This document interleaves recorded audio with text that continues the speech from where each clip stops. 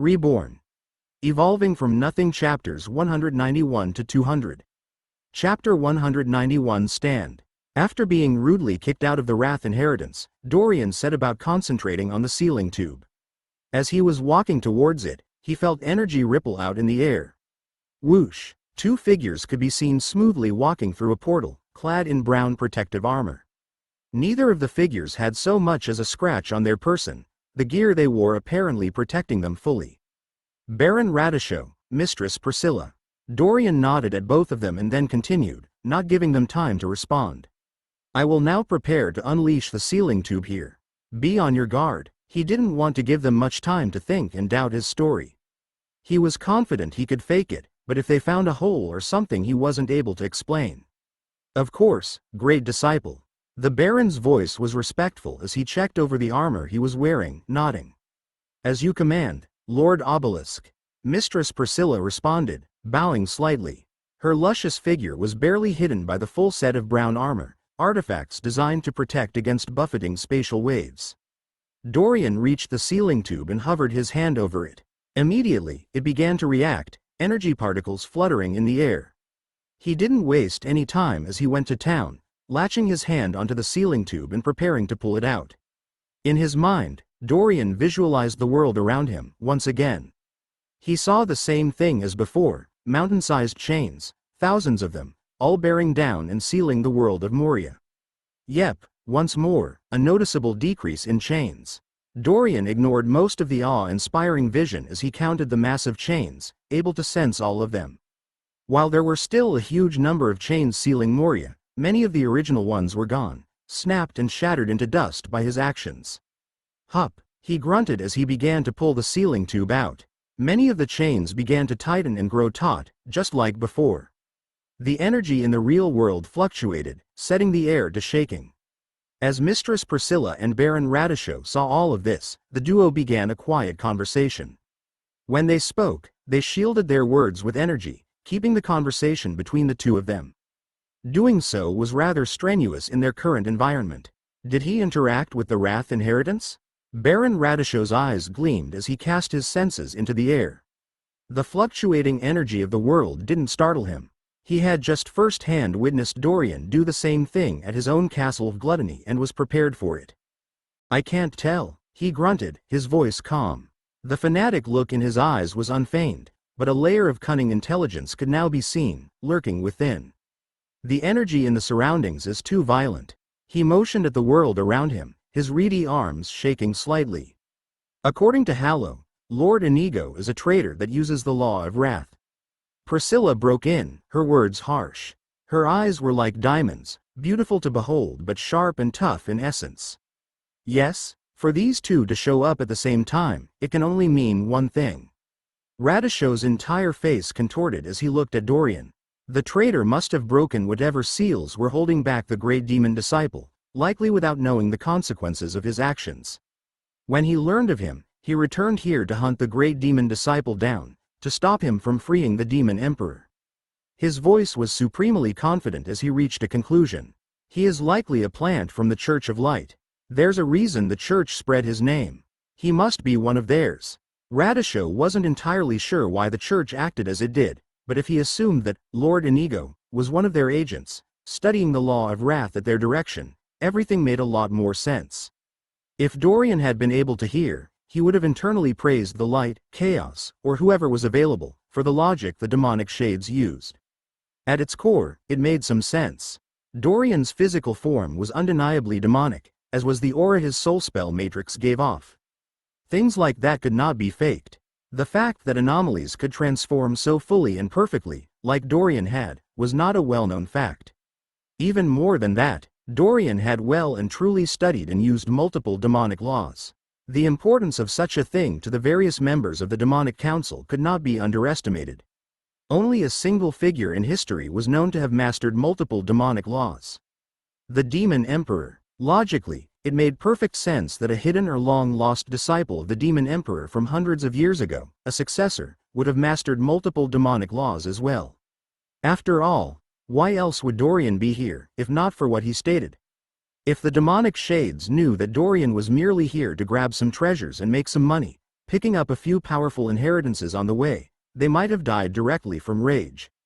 Tighter, tighter? Dorian pulled the tube out, his senses tingling as the chains he envisioned stretched to lengths they weren't designed for.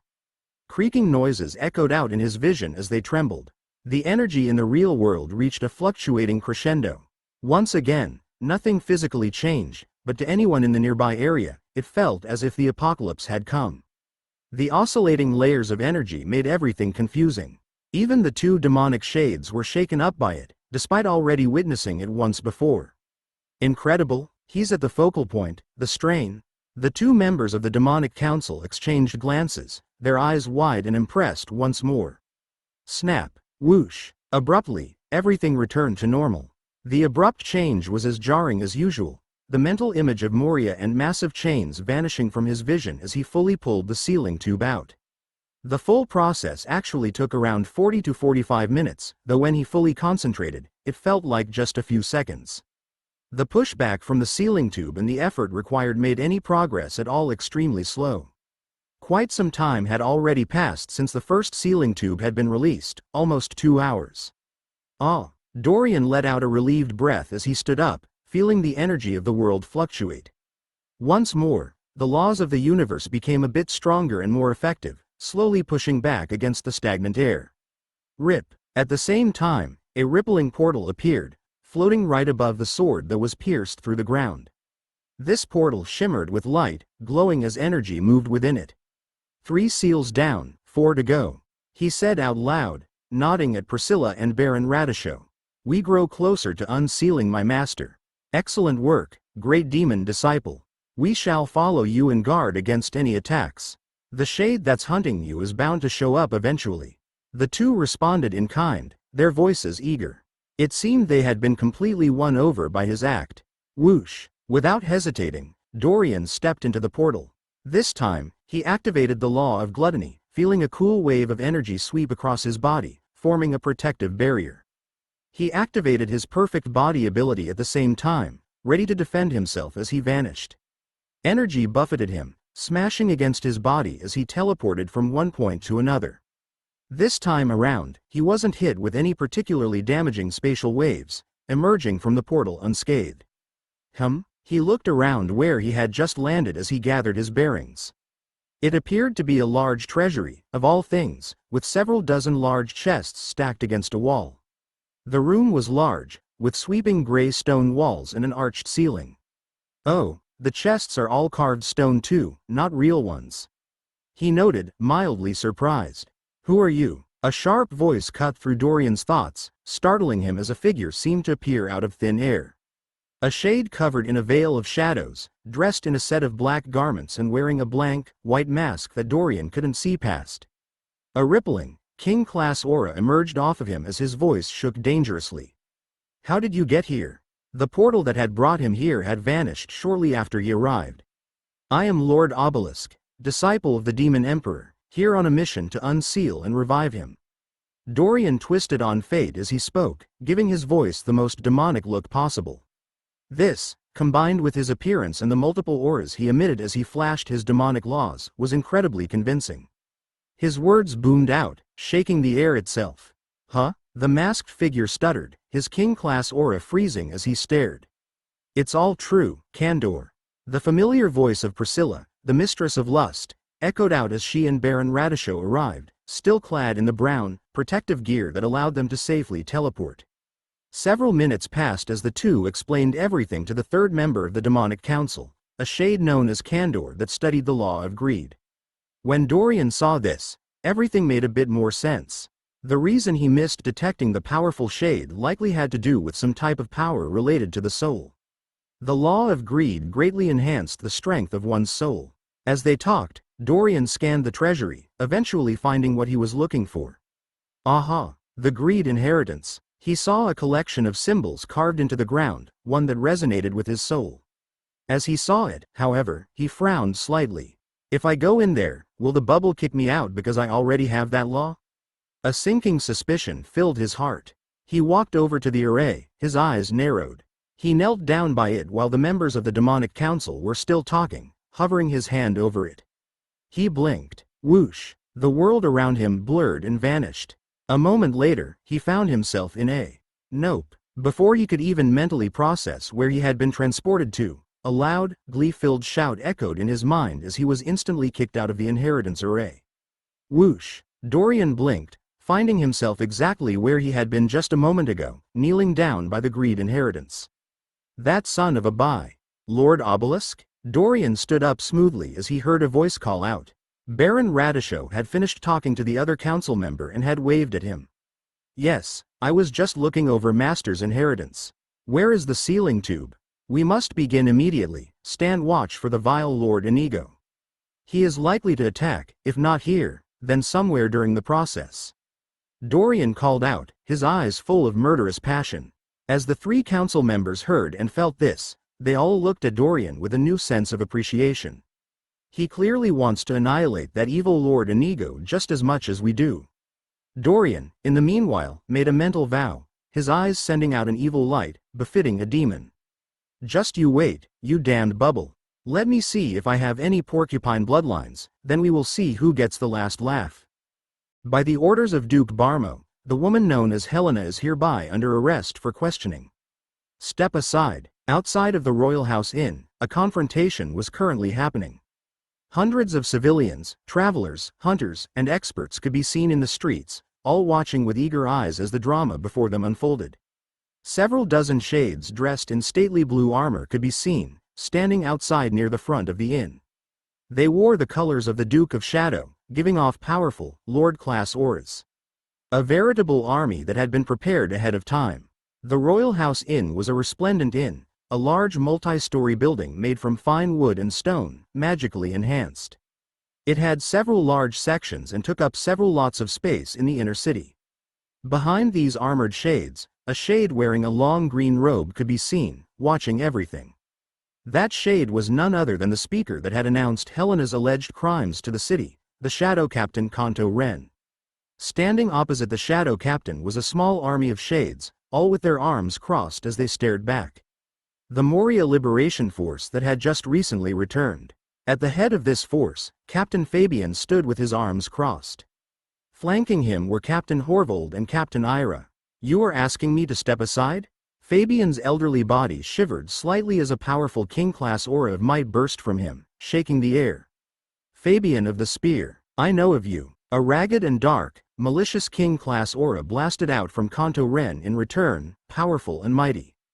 This aura was powerful, stronger than the aura of might that Fabian had released by at least half its power.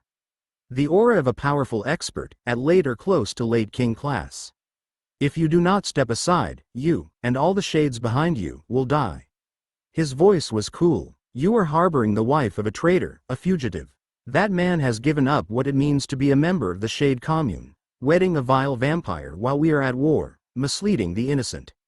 No deeds he attempts can make up for his betrayal. Kanto continued, by standing by him and his traitor wife, you are forsaking the commune. You will all be labeled traitors and hunted as dogs, the honor of your families stained and torn down. His voice echoed out, rippling across the city. Is that the future you want? He continued, speaking several lines. Are all of you content to that end? For your children to grow up without fathers or mothers? To leave behind a legacy stained with dishonor? Kanto's gaze blistered as it ran across the shades that just returned from Moria. His eyes and words were extremely impactful.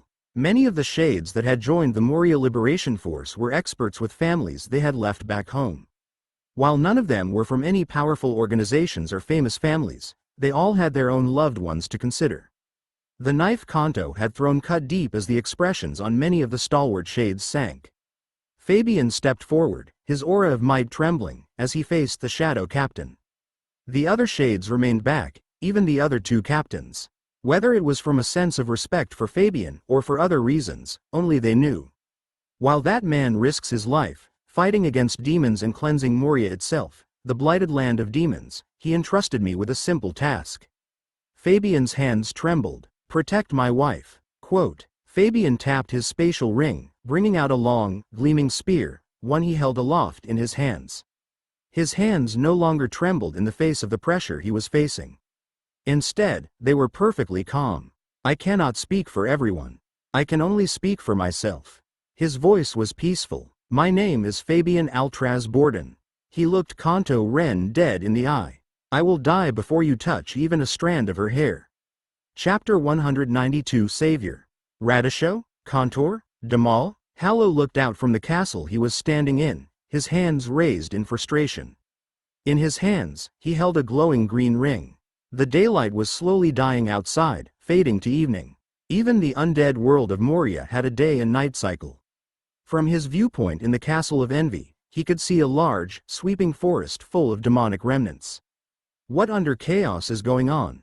Hallo muttered as he looked around. My connection to the law of envy is far more powerful than it should be here. It keeps jumping in effectiveness. None of the other members of the demonic council are answering my messages. He mumbled, talking to himself. The ring in his hand was a magic device that could communicate to a designated holder of a similar ring using fate magic, as long as they were on the same planet. It usually wasn't very effective on Moria due to the weak connection with the laws of the universe. He turned away from the window, walking back into a large stone hallway. He quickly moved down it, taking several turns till he found a rather large doorway, lined by ancient pillars. He moved through the door, entering into a large room that had, of all things, an indoor moat. The water in the moat glowed a light blue color, faintly lighting up the dim room. A stone bridge crossed this moat, leading to a small island where an ancient stone table could be seen. A small stone pillar could also be seen, surrounded by a metal grate. It almost looked like a tube, set in the back of the island. Hallo made his way to the moat and then began to cross. The air seemed to quicken around him, as if a huge amount of pressure had settled upon his shoulders and then vanished instantly. He moved swiftly across the bridge, a frown ever present on his face. As he arrived at the island, he glanced down at a complex circle covered in mystical symbols. The Envy Inheritance. What under chaos is going on? He repeated himself, looking around. He clenched his fists. It must be related to Lord Inigo and the demonic inheritances. Very well. His eyes grew cold, his entire body crackling with energy. Just come and try to take these inheritances. The council will stop you. Man, taking these inheritances really is easy.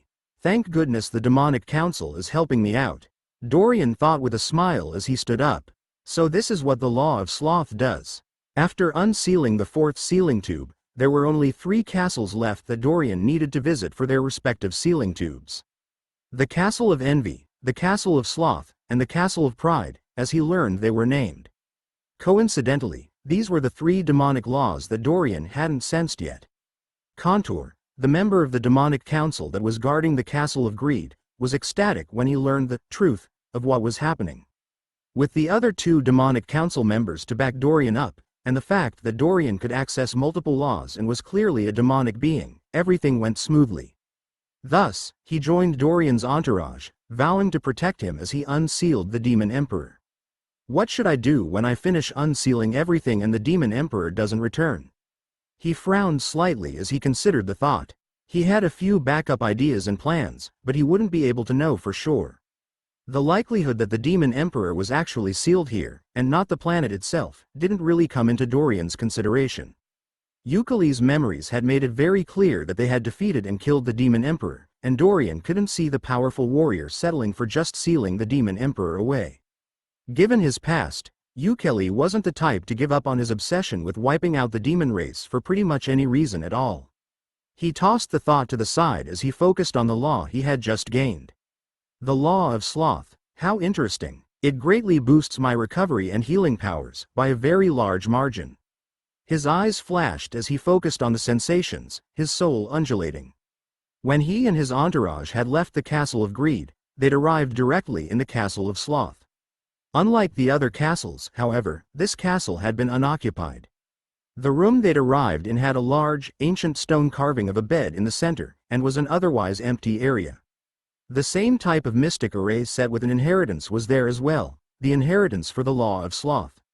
Whereas Duke Orbit, Priscilla, the mistress of lust, had been the first one to speak, looking around the large room.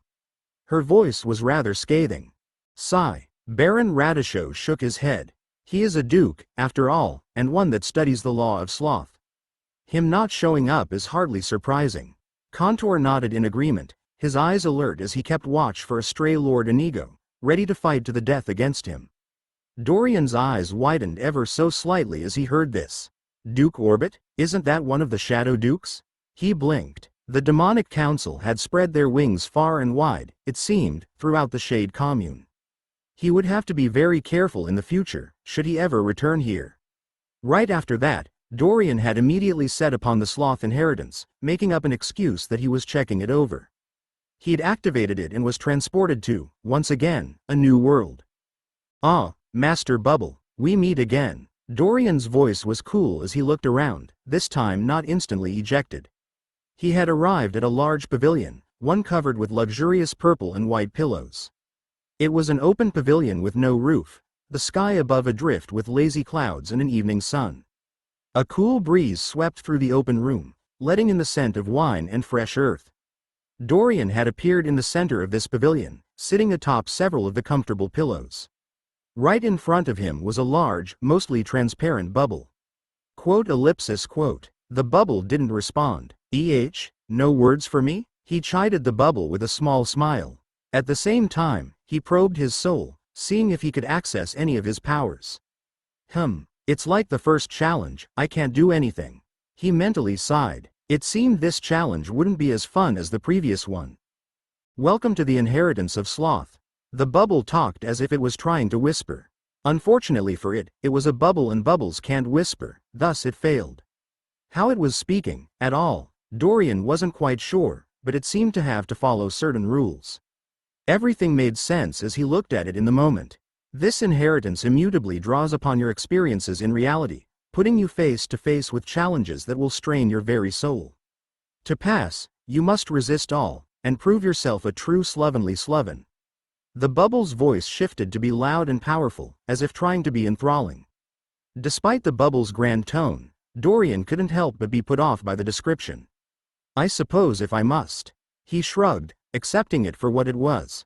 Immediately, the world around Dorian morphed slightly, a doorway appearing in the air in front of him. This doorway glowed with magical light, as if it was about to open up to something or someone from a mysterious reality not like the 30,000 worlds. The first challenge focuses on your filial piety. Almost every man or woman respects their parents and cares for them. The bubble's voice boomed out. Dorian was thrown backwards as a huge, gaping hole appeared in front of him, causing several of the pillows to fall into an empty pool of darkness. The hole seemed to go on forever, never stopping as he looked over it. Just staring down it caused him to shiver, despite knowing none of this was real. What will you do when you see your mother put in mortal danger? The bubble's tone was full of anticipation. Abruptly, the glowing door shivered and then opened in a flash, light pouring out. And promptly revealed nothing. Dorian exchanged glances with the bubble, or at least he thought he did. Do you not have a mother? The bubble sounded incredulous. Well, no. Dorian shrugged. The bubble seemed to shiver. How can you not have a mother?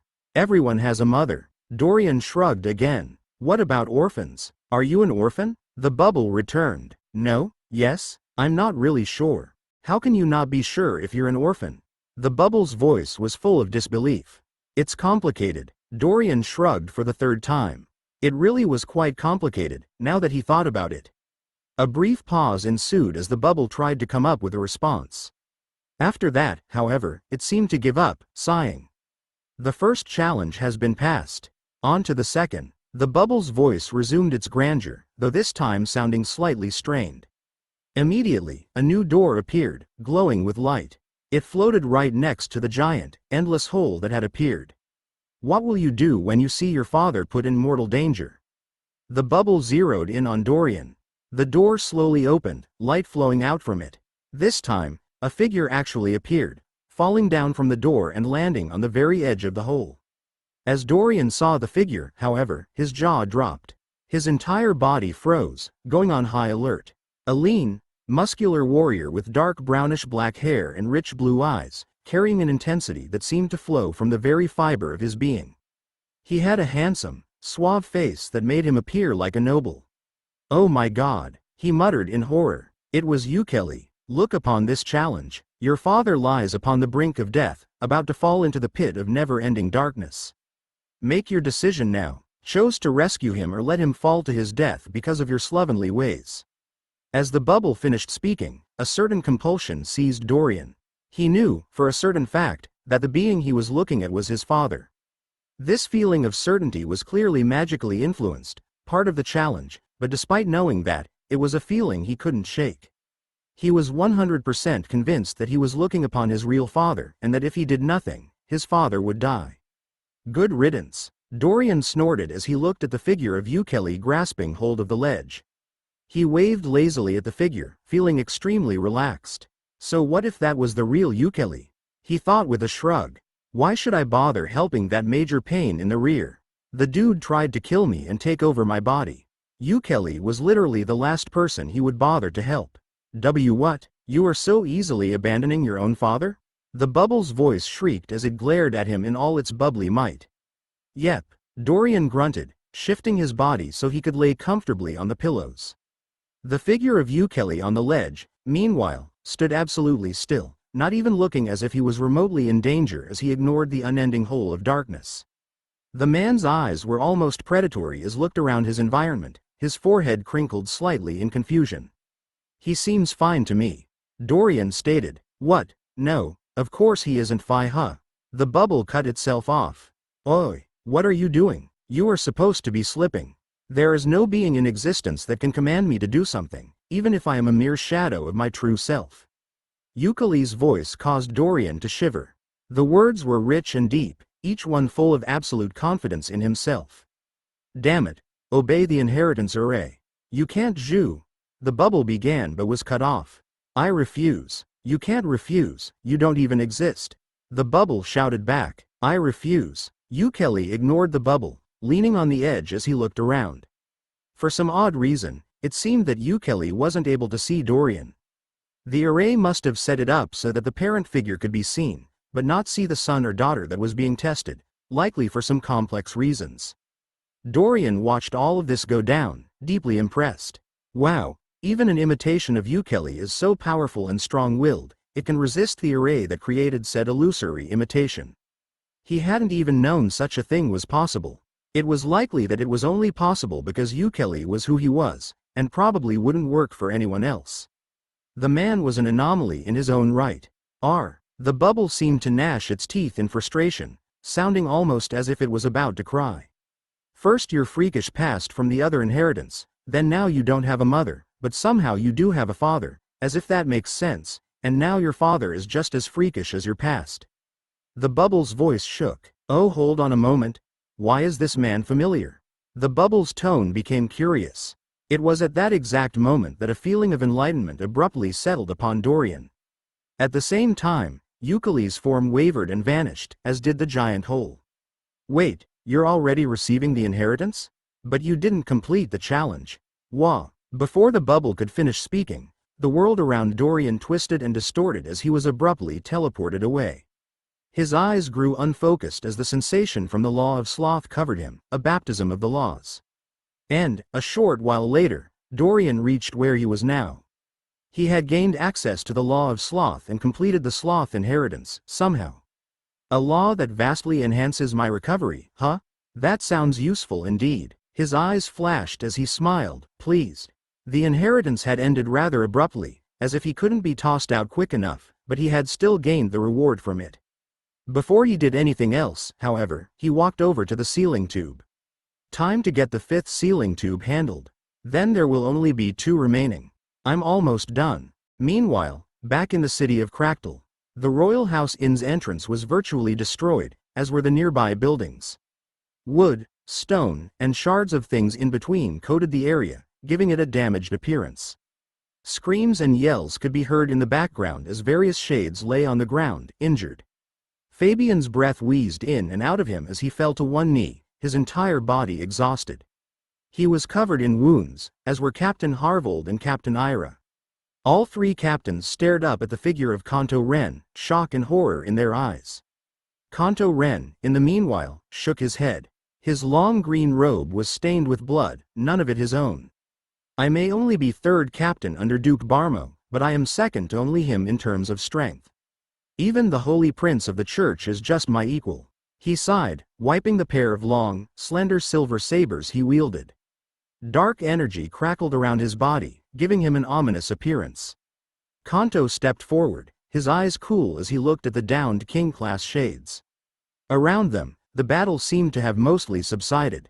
The Lord-class fighters that Kanto had brought were the elite forces of the Southern Duke of Shadow. They were the absolute best, trained and experienced in the art of warfare. Conversely, the shades here were strong, but many were glory seekers or elders, with not nearly as much experience and training. They were a cohesive force, but when compared to the elite troops of the commune, they weren't quite equal. Despite that, the Moria Liberation Force had somehow managed to fight the elite forces of the Southern Duke to a complete standstill. They showed a level of ferocity that couldn't be imitated, one that indicated complete faith. Not a single member of the force retreated. In their eyes, Lord Inigo had already found great success in his mission to unseal Moria, success that they themselves witnessed. While Kanto Ren clearly didn't believe that Lord Inigo would actually cleanse Moria, the shades of the Moria Liberation Force believed otherwise. What ended up breaking the tie, however, was the presence of Kanto Ren. A true, elite expert at the late king class, trapped at the jump between late king class and pseudo-angelic. Second to very few, Kanto Ren had taken on all three king class captains and won, his powerful law of darkness and great skill as a sabermaster scoring him the victory. You have made your choice, Fabian. I gave you every opportunity to leave. I will give you one more, here and now. Kanto began, his voice causing the air to shake. Step aside, or die. Fabian stared up at Kanto, his bloodied arms trembling. Every muscle the shade had was screaming at him, his entire body badly wounded. He barely had the strength to stand, let alone do battle. I will not. He coughed as he spoke, blood spattering up. If you want to take Lord Inigo's wife, you will have to kill me first. He slowly struggled to his feet, his entire body as if about to collapse. Kanto Ren sighed. So be it. With an almost casual wave of his arm, he cut forward with one of his sabers, a wave of black energy slicing through the air. Fabian looked at his incoming death and met it with a sad smile. I have failed you, Lord Inigo. I did all that I could, but I was not enough. Go in peace with the light. He closed his eyes, unable to physically dodge or block the blow. Clang. Fabian didn't die. He slowly opened his eyes, blinking in befuddlement. Right when the saber strike of dark energy was about to collide with him and strike him down. From seemingly out of nowhere, a large, oversized cauldron appeared. Ah, you see the sharpness of my cauldron? A cheerful, jovial voice echoed out as a thin, reedy-looking shade appeared, standing atop the Royal House Inn. It is my duty as a shade to uncover those I believe are spreading lies. The shade began, an extremely powerful aura of cutting emanating from his body. This aura was just slightly unstable, but undeniably at the late king class, as if the owner of the aura had only broken through within the past day or two. It was none other than the shade that had challenged Dorian when he first arrived in Cractal, illogically wielding a round cauldron as if it was a mighty and sharp-edged weapon. The warrior had accused Dorian of leading his army to its death and challenged him to a duel. He eventually was sent flying away by accident mid-duel by one of Leader's extremely powerful arrow shots, an attack that had been intended to hit Lord Inigo. I, Byron Hansworth, the greatest warrior alchemist to have ever lived, shall stop you. Chapter 193 Pride. Incredible, he really can open up portals to the other castles and has changed the world itself, over and over, without a lodestone. Contour's voice was full of shock as he looked at the glowing tear in reality, floating near the carved stone bed. His great lordship has powers far beyond our understanding. The elderly Baron Radisho replied, bobbing his head up and down as he looked over at Dorian. But of course, a disciple of the great demon emperor could hardly be normal. Priscilla added. All three of the present council members looked at Dorian with something akin to reverence. It faintly creeped him out, though he didn't let any of that emotion show. It is not my powers, Contour. His voice was grand as he stepped forward, his clawed feet clinking against the carved stone. It is that of the demon emperor and the inheritances he left behind, before he was sealed away by the vile Ukeli. He threw some shade at Ukeli, figuring the shades would appreciate it. Indeed, all three shades hardened their eyes as they heard this, the air fluctuating as they all fiercely frowned. However, he failed, in the end, to complete his mission. Demonic practitioners are still alive in the 30,000 worlds, and the Demon Emperor is about to make his return. Nothing can stop us now, save for that vile, insidious Lord Inigo. Dorian continued, his eyes flashing. After he absorbed the inheritance of sloth, an idea had sprouted in his mind. As we reach the last few inheritances, it's becoming clearer and clearer that he will strike, sometime soon. He either has the ability to pretend he has a demonic law, or is an actual traitor despite having a demonic law. His voice was dour. You all must be prepared to stop him. He cannot interfere with the return of the Demon Emperor. His voice boomed, echoing mightily. Woo! Nothing will stand in our way. Great disciple. As soon as Dorian finished speaking, all three of the demonic council members cheered in response, king-class auras bursting into existence as they made vows to defend him.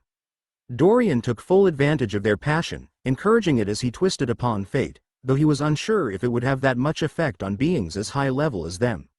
15 still hasn't attacked me. His main concern was the other anomaly that had vowed to kill him when he was here. Dorian had a sinking suspicion that if he wanted to fully cleanse Moria, the path he had set himself on, he would inevitably run afoul of 15. He was well aware that 15 was a member of the Demon Council, thanks to 15 telling him so. Therefore, he slowly began to enact the secret plan he thought up. Just be alert, my fellow practitioners. He is wily and intelligent, a devious and handsome cough, ahem. I mean an evil genius who will stop at nothing to prevent the Demon Emperor from returning. Do not underestimate him. He looked at all three of the powerful king-class fighters intently. They all nodded back, their powerful auras causing the air itself to fluctuate. Even Dorian felt mildly affected, the powerful king-class auras holding strength that outclassed his own soul. The restraints on the world are indeed getting weaker and weaker, more than before. His eyes widened as he felt this keenly. The chains he'd shattered, slowly unsealing Moria, were having great effect. That said, it appears to be a bit of a lesser difference. Between unsealing the fourth sealing tube and the fifth, the difference it made was noticeably smaller. Even further, when Dorian visualized the chains that sealed off Moria, he could see that despite all the ones he had shattered, there were many more remaining. Far more than just 2 other sealing tubes would contain, given that the previous ones seemed to control equal numbers. That last set of chains, it probably holds about 30% of the power, directly sealing it away from the world. He mentally added up the remaining amounts, his thoughts racing ahead of him. If my guess is right, the last sealing tube, or whatever it is that is holding those chains, can be found in the central castle. According to the intel he'd gotten from his army of subordinates, the central castle was the #1 danger region on Moria, not that any other areas were particularly safe. The outsides were swarming with demonic remnants, after all. He blinked as he looked at the 3 demonic shades and then gave them all a stately nod. Baron Radisho, enter the portal first and announce my presence to anyone waiting there. I will follow shortly with Priscilla and Contour. His voice was stern, brooking no argument. As you command, great demon disciple. Radisho hadn't even taken off the brown protective armor and practically threw himself into the glowing portal. Of all of the council members, he was the one that believed in Dorian the most. In a flash of light, the demonic shade disappeared. At the same time, Dorian could sense faint fluctuations coming off the portal, ones that were slowly weakening. Oh? It seems the portal will slowly start to vanish once it's used. He nodded. We shall wait a moment. Dorian held his hand up, waiting a few seconds. He didn't want to have a repeat or accident where he got attacked again. Instead, the council members could simply explain who he was to the other council members. With them backing him, he would look extremely convincing. I did just get the law of sloth, after all. I should put some effort into being lazier. He nodded again. It made sense. After a few seconds passed, he lowered his hand and walked forward, motioning for the other demonic shades to follow him. 5 down, 2 to go. Dorian smiled as he stepped into the rippling portal that had appeared, feeling energy swarm around him. He activated his perfect body ability and covered himself in a wave of protective energy from the law of gluttony. Instantly, he was cast off into the cascading light and buffeting energy. Power thronged in the air around him as he was transported, moving through space. As he traveled, he felt a searing blow slam into his chest. Oh, the energy from the blow managed to pierce his protective energy barrier from the law of gluttony, some of it even managing to blast past his always active mystic armored body, and smash directly against his chest, unable to injure him in his perfect body state. Good job, Gluttony, you're making me into a great turtle. He mentally gave the part of his soul that was pulling on that law a thumbs up. The barrier had just managed to block enough of the energy bolt to leave him unscathed thanks to his other powers. Whoosh! In a flash of light, Dorian abruptly found himself in another room. The air cascaded around him, creating a miniature tornado as he landed, arriving from the portal. Ah, there his greatness is. The great demon disciple. Baron Radishow's eager voice greeted him as he arrived, the elderly figure standing next to a tall, hulking brute of a shade. Dorian was taken aback as he saw this, the uncharacteristically muscular shade startling him. This is him? The shade had a face only a mother could love, with a nose that had clearly been broken before, a strong jaw, narrow eyes and a mean frown. His body gave off an overwhelming feeling of strength, as if nothing in the world could stop him. It faintly reminded Dorian of Excelsior Gaiman, the extremely strong pseudo-angelic shade from the Church of Light. As he looked at the demonic shade, he also realized that the shade reminded him of someone else. Leader. Dorian casually held out his hand. As he did so, he randomly pulled upon a few different demonic laws at once. Wrath, sloth, gluttony, and greed. Whoosh! The air boiled with chaotic, demonic energy as he flexed. Immediately, the muscular shade's eyes widened. Great demon disciple. Everything else happened as he expected. He talked with the demonic shade, a man named Damal, about his purpose here and explained who he was, who Lord Inigo was, and how they needed to stop him. The shade nodded his head along with every word, his eyes blazing with passion. After all, if the demon emperor returned, they wouldn't have to live away in hiding, obscuring their true powers and never daring to show off. If the church found out where they were, well, it would only end poorly. That didn't mean they wanted another demon war. They just wished for the ability to survive out in the open. The demonic laws weren't necessarily evil in nature, though many demons were. The demon emperor was glorified as a protector of the demon race and not one of the warmongering demons, and hence had earned the full respect of any demonic practitioner. If he existed in this day and age, the church would have to think twice before attacking and hunting down demonic practitioners that hadn't harmed anyone. And now, Dorian found himself standing in front of a small, carved array. The room he had arrived in looked like a large stage, as if for plays, with hundreds of seats carved into the ground on the outer edge of the room. On the stage, there was a large stone throne, carved into the wall. Dorian had arrived from a portal that opened and closed right here. The inheritance he was looking at was set in the middle of the stage. The sealing tube for this castle was located next to the throne at the back. The other members of the demonic council stood around it, talking in an animated fashion.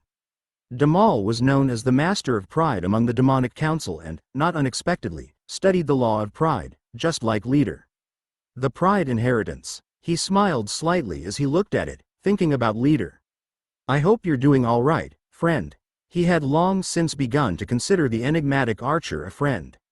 With his starting mastery of so many demonic laws, he was probably close to how Leader envisioned him now. Without hesitating any more, Dorian held his hand over and activated the array. He blinked, whoosh, and was teleported away instantly. He found himself in a large, grassy valley. Dozens of trees could be seen just beyond the clearing, a forest teeming with color and life. A gentle breeze swept through the valley, bringing a rich, earthy smell to Dorian's nose. Oh my, so realistic. He spoke aloud as he took a few steps, taking in the surroundings in one sweeping glance. I have access to my soul spell matrix. This inheritance challenge allowed him to use his powers fully, it seemed. Greetings, Inheritor. Welcome to the inheritance of pride. A formal-sounding voice boomed out loud, echoing with authority. Dorian spun around to look at it. He grinned. Hey, Master Bubble, no need to pretend, we both know who we are. Standing, or rather, floating, at the center of the valley was none other than a familiar transparent bubble, billowing ever so slightly in the wind. Sigh. The array genie didn't make any other comment about what Dorian had mentioned, ignoring him as it announced the inheritance. The inheritance of pride is a simple one. A warrior must have pride, even when fighting an enemy more powerful than them. To push through the chains of weakness that drag one's body down and break past that, becoming a prideful expert, one must have a powerful strength of will. The bubble's words echoed in the air. You will now come face to face with the last challenger that completed the inheritance of pride. Prove your worth against them. Even in death, do not bend your will an inch. The bubble added a few more lines. Hee.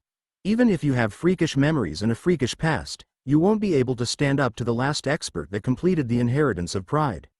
He's a genius who gained special permission to use the inheritance despite already mastering the law of pride. The bubble's voice was smug, detracting from the epic tone he had just a few moments ago. Feast your eyes on my almighty champion. The bubble seemed to waver and then vanish. Whoosh! Before Dorian's eyes, a figure appeared.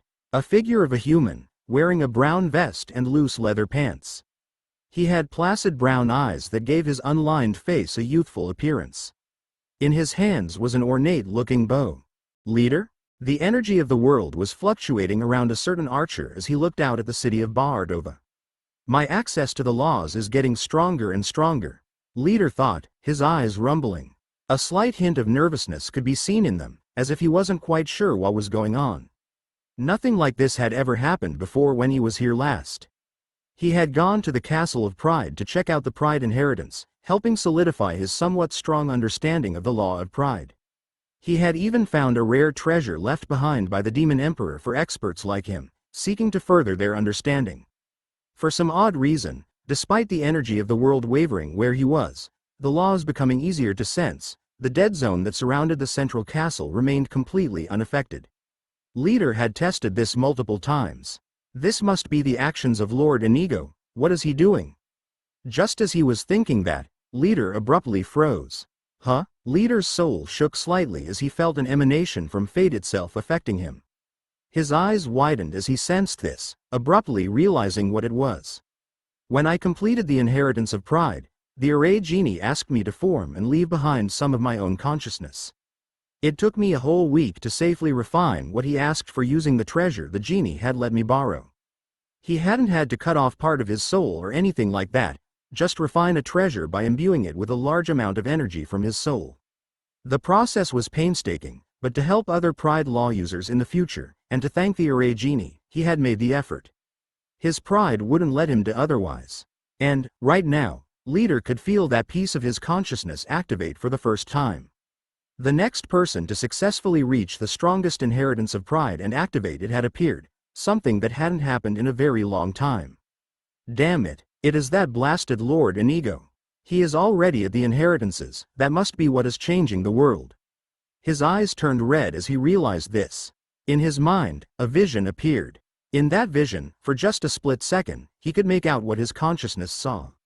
A weird, freakish demonic being appeared, covered in armor and plated crystals. That must be Lord Inigo's true form. The vision only lasted an instant, but from that split second, Leader felt a form of absolute surety. The demonic creature in that vision and the Lord Inigo he had tried to kill in Cractal, they were one and the same. The emanation in fate he'd sensed had helped solidify this feeling. 15 told me that Lord Inigo was a monster in disguise. He had talked with the demonic council member about their mutual target, sharing information. Don't worry, Great Lord. If that vile Lord Inigo tries to destroy the inheritances for real, he has to travel to the central castle. The moment he does so, Leader's voice was a deep growl as he clenched his fists, ready to jump into battle. I will strike him down immediately. Ah, Leader, my foolish subordinate. Do you really think you can defeat this godly demon? Dorian pounded on his chest with a grin as he saw the familiar figure.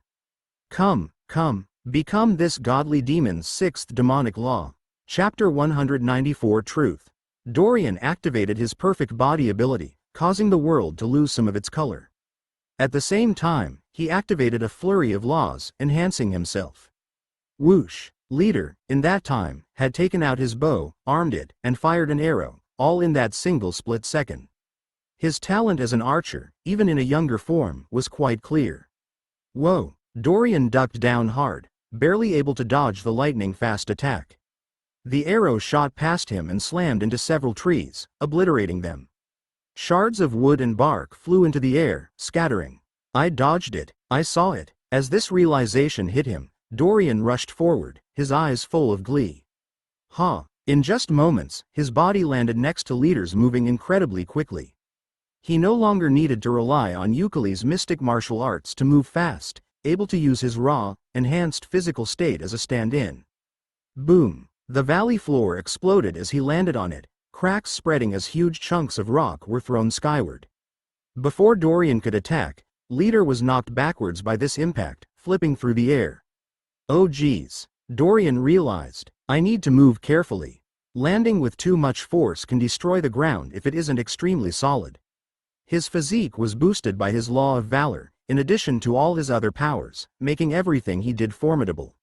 Super state. A rainbow aura burst out around Leader as the skillful archer activated the ultimate power of the law of pride. The man's body was greatly enhanced, his physique jumping from that of a strong human to that of an overwhelmingly strong human. He's still king class. I didn't think whatever remnant or memory of him here would be able to use that power.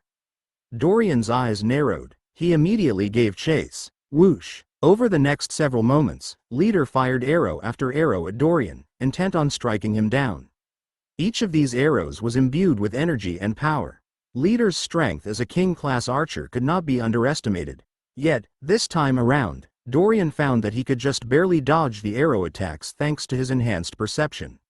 Leader fired shot after shot, and each attack missed. The time Dorian spent dodging was just enough for Leader to get away, but, gradually, the gap between them was closing. Leader, of everyone I know, you probably match up best against me. He wasn't lying in that regard. Leader's powerful physique and very strong long-range attacks were a solid counter to Dorian, who depended on close-quarters combat. But, at least against an early version of you. Dorian smiled. I no longer have to risk dying to stand a chance. Dorian stopped chasing Leader, jumping back towards the middle of the original clearing. By now, hundreds of trees had been obliterated and the nearby forested area was in ruins. Craters littered the ground, the air still covered in a haze of dust and debris. Dorian could see Leader sprinting away, roughly 100 meters distant, his bow in hand. The warrior seemed to be planning on getting to a safe distance before raining down attacks on Dorian. Focus. Dorian's eyes narrowed as he stared at Leader, concentrating. Hyperion beams. Without hesitation, he activated an ability he had been preparing the entire fight. 11 black orbs formed, crackling in the air. These orbs each formed about half a meter away from each other, floating above Dorian's head and shoulders, off above or in either direction. As they formed, Dorian imbued them all with the power of his black flames, transforming them. This energy combination upgraded the strength of the attack tremendously. Dragonfire was one of the most potent substances in the 30,000 worlds, very few would dare to face it head-on. My black dragonfire beams. Fire. He renamed the ability, deciding on a better-sounding name, as he waved his hand forward. Whoosh! 11 laser beams of molten fire blasted across the air. They melted through the sky, incinerating any dust or debris in their path as they shot forward. Their movement was incredibly fast, far quicker than Dorian was capable of moving. Boom! The laser beams slammed into the ground near where Leader was running. When Leader moved, he made quick, unpredictable and jagged movements, taking full advantage of his super state. It made it very hard for Dorian to accurately hit him with anything at such a distance. While none of his newly dubbed black dragonfire beams made direct contact, an explosion of black flames and energy caused the air to shiver, annihilating hundreds of trees in multiple searing blasts. Dorian didn't let up as he jumped forward, his body lithe and relaxed. He carried himself with a confident air, a swell of demonic auras burst off of him. What? Yo, you're just Lord Class. How is this possible? Master Bubble, you've come back out. Dorian paused as he turned to look at the floating array genie that had just appeared, angrily rebuking him. I know that you have access to multiple laws, but what are these strange techniques? Is that dragonfire? The bubble was awestruck. Dorian smiled. I am the last disciple of the Demon Emperor. My powers are beyond understanding. He couldn't exactly tell the bubble that he had absorbed and created a draconic bloodline and the abilities that came with it. It all makes sense if that is the case. The bubble seemed to be struck by an epiphany. Your freakish past, your powerful strength, your use of multiple demonic laws, you must be related to the Demon Emperor. The bubble seemed to jiggle in midair. Abruptly, the world around Dorian froze. The heir, leader, even he himself froze as the array genie temporarily seized control. While I can't stop the inheritance, I can interrupt it once. I must ascertain the truth of your words. The bubble moved to float in front of Dorian, gleaming lightly. A warm, soft light floated off the bubble, mystical and mysterious. This is a truth aura, one of the many powers these arrays can control. Its common use is to determine if a supplicant is lying. The words you speak will reveal their truth before this aura. The bubble loudly proclaimed, "If you are lying, it shall be obvious. If you are telling the truth, it shall be obvious." The bubble inched closer to Dorian. "So you want to test the truthfulness of my words?" Dorian tried to cross his arms, but then realized the world around him was still frozen. He could still talk, somehow, using his mind. HMPH. What's in it for me? How would a great demon disciple act? Probably arrogantly and proudly, Dorian concluded, doing his best to match that image. Why should I care if you believe me or not? He grunted. The bubble paused. Of course. My apologies for the intrusion. The bubble seemed to try and bow its head, though the fact that it lacked a head made such an action rather difficult. If I can confirm the truth of your words, I will ensure that the defensive array in his glory's domain castle will not reject you. The bubble's voice sounded almost apologetic. Now, whoosh, the warm, soft light, colored white, surrounded Dorian. As he felt it touch him, he instantly knew that if he uttered a single untruth, it would twist away from him, revealing his lie. Without pause, he put his focus on his soul. He immediately pulled as hard as possible, commanding fate to fall in his favor. Make its questions one I can answer. His soul quivered as a large amount of energy vanished, invisible waves of fate spreading. Are you related to the Demon Emperor? The bubble asked its question, in no uncertain terms. Dorian stared right back at it, unblinking. His heart pounded as he considered his answer. Yes. Shiver. The white light shook briefly but remained unmoving. Dorian hadn't lied. After all, he was brought into this world by the man that murdered the Demon Emperor, and even had a remnant of that man's soul on him.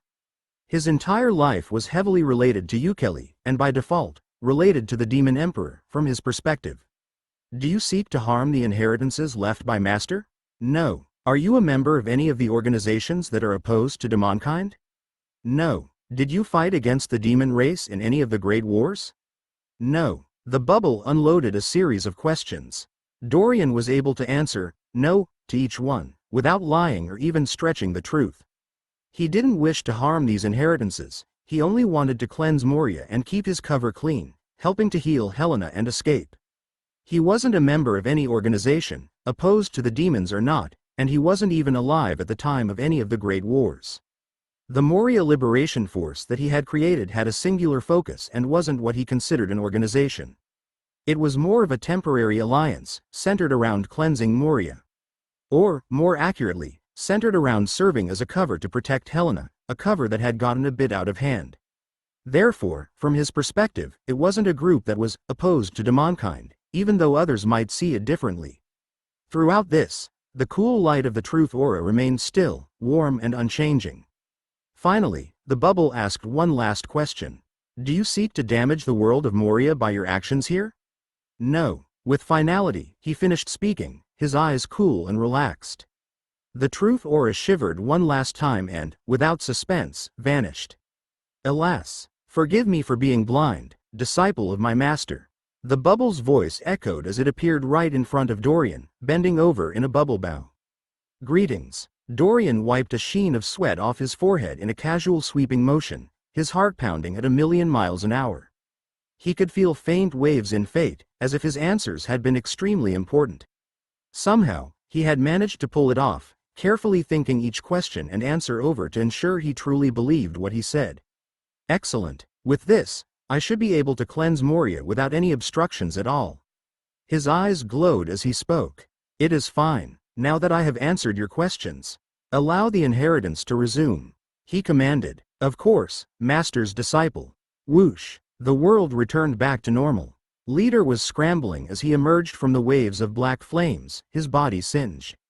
Steam rose off him as he made a huge leap, twisting in the air as he shook off the last of the fire.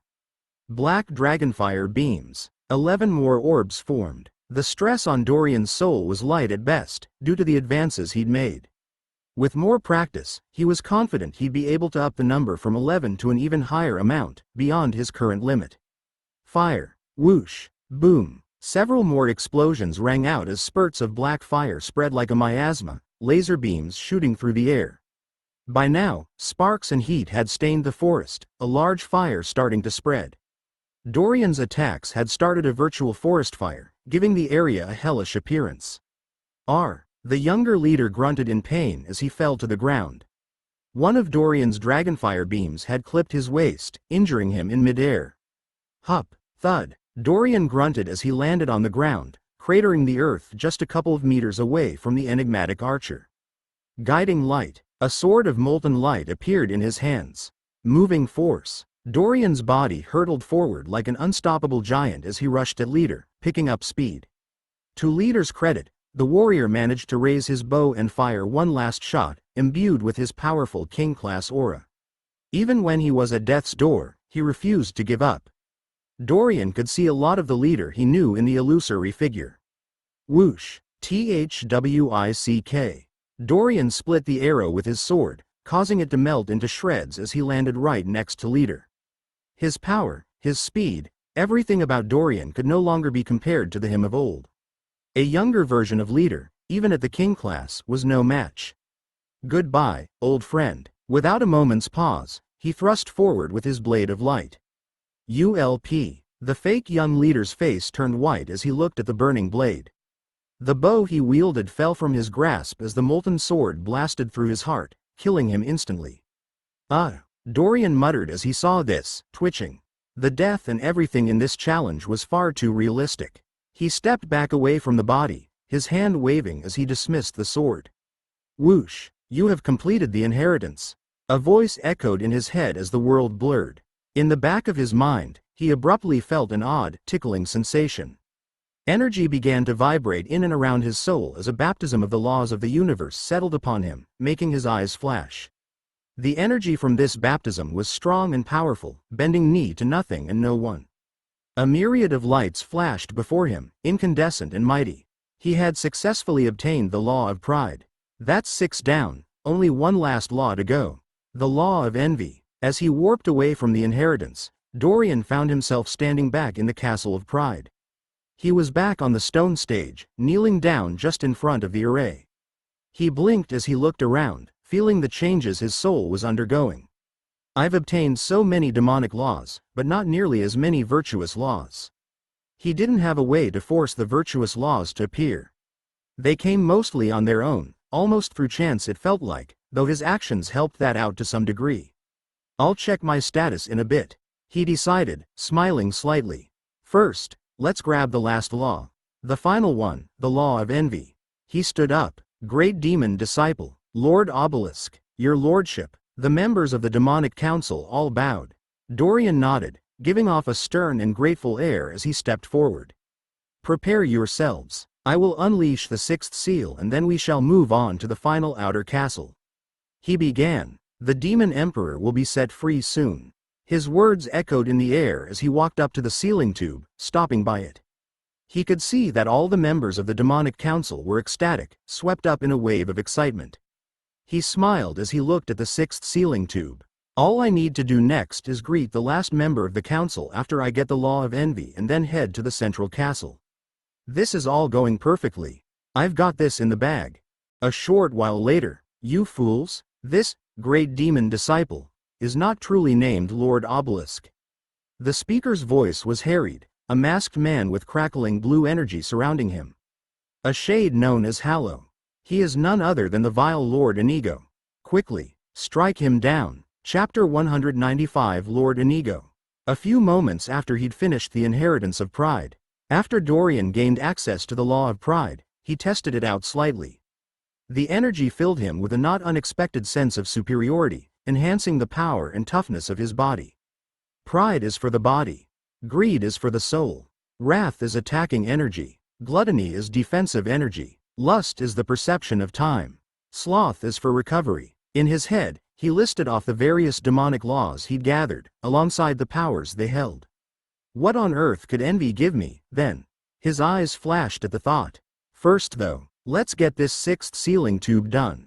While the demonic shades were still cheering for his earlier spiel about the demon emperor, Dorian hovered his hand over the stone tube. Faintly, particles of light began to flutter off of it as he concentrated. The world held down by chains appeared in his eyes once more. He ignored the fantastic image as he focused, clamping his hand down on the sealing tube. Hup! Just like the previous times, he strained his muscles as he pulled on the tube, injecting it with energy from his soul. The sealing tube interacted with that energy, a feeling of strain settling on him as he began to pull it out. Clink! A large number of chains stretched taut in his vision. He continued to pull the tube, his muscles bulging. Almost there, he mentally muttered. He felt the chains grow taut, stretched almost beyond their breaking point. At the same time, the world around Dorian fluctuated with energy. The laws of the universe were thrown into disarray, becoming a confusing mess as reality trembled. The watching demonic shades all looked on in awe, completely convinced of Dorian's power. Hup! He grunted out loud a second time and pulled hard. Snap! The chains shattered. The world seemed to whiplash as the chaotic energy abruptly vanished, reality turning back to normal, as if the quaking energy waves had never existed. Ah! Dorian tossed the sealing tube down as he felt a certain level of soreness in his arm and deep within his soul. The strain of pulling out so many sealing tubes in quick succession was starting to take a toll on him. Rip! A glowing portal of light appeared, floating at the back of the room, near the throne. Great disciple! Amazing! The demonic council members congratulated him or commented on his success, eagerness in their voices. Each member, from Priscilla to Contour, from Damal to Baron Radisho, had their fists clenched and their eyes shining. To them, this was the beginning of the greatest success for those that studied the 7 great laws of the demon race. Come, my fellow demonic practitioners, to the last outer castle, Dorian yelled out loud, motioning at them grandly. Woo, yes, onward bravely, of course, great demon disciple. The shades all rushed in behind him as he stepped towards the portal. They were cheerful and happy, smiles shared all around. Like last time, Dorian had a couple of them run ahead and enter before he joined them, stepping into the portal of light. Time to get the law of envy and finally finish up with the outer castles. Protective energy swarmed Dorian as he vanished, leaving behind an empty stone stage, the castle of pride falling into silence. Meanwhile, back in the city of Cractal, a very different scene was taking place. Byron, do you understand what you are doing here? Kanto Ren's voice was dour as he spoke, darkness wrapping around him like a cloak. Spikes of dark shadow floated in the air all around him as he looked across the ruined street at the shade he was facing. Duke Barmo invited you here to stop Lord Inigo, yet now you are defending his wife? A traitor to the Shade race? After the battle broke out between the Shades defending the Royal House Inn and the attacking Shades from Duke Barmo, the street had become largely deserted. Dozens of shops had been destroyed, sending everyone nearby fleeing for cover in the large-scale fight. The paved stone road itself had enormous gashes in it, giving the area the appearance of a ruined war zone instead of a populated city. Byron's reedy appearance stood stalwart, an oversized cauldron held at the ready as he looked back at Kanto Ren. I was asked to come here to find out the truth, he began, his words slowly and methodically sweeping through the air. I was told a fake hero was leading a group of brave shades to their death. His eyes gleamed with unknown emotion. I was lied to. A powerful aura surrounded the warrior alchemist as he stamped his foot on the ground, in a ready position. After being knocked away by the mighty Lord Inigo, I was flung through the air for several dozen kilometers. While I sailed through the sky, I had time to think. Was it my fighting technique that let me down? My own flaws? A mistake I made? The alchemist's words carried with them a feeling of determination. I had an epiphany then, as I sailed through the air. He nodded. I was so focused on my own strength and my own ideals, so sure of myself and in what I believed, that I lost sight of what my true goal should be. Lord Inigo's might, his strong will to persevere and challenge Moria itself. I learned an important lesson, one that expanded my mastery of the law of cutting and helped me break into the late king class. He nodded a second time, sharply. And that lesson? He puffed his chest up. Sharpness can be found in anything, but without the determination and ability to move forward, that sharpness is useless. A weapon is only as strong as its user. His eyes boomed with light. Therefore, his entire body trembled, as if the next words he was about to speak were a gift from the heavens themselves. Sharpness can not only be found in round objects like this cauldron, but also square objects, like this box. Whoosh! From a spatial ring, the warrior alchemist pulled out a large, ornate-looking golden artifact, shaped like a large box.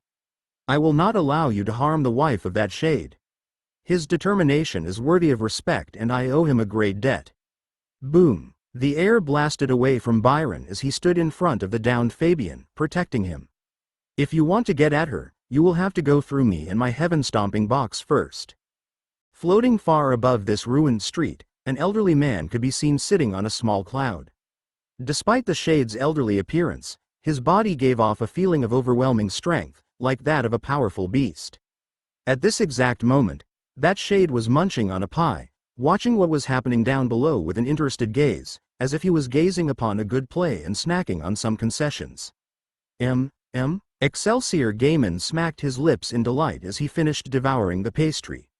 Now that was delicious. He wiped his fingers off on a cloth napkin he pulled from a spatial ring. He then turned his attention downward, where the ongoing battle was taking place. He sighed, Lord Inigo, I trust my judgment and the judgment of the Hado truth-seeking bell. But, his eyes flashed, now that I've checked, they really aren't lying. Your wife is a vampire, though she clearly has an injured soul, like you said. He sighed, rubbing his forehead.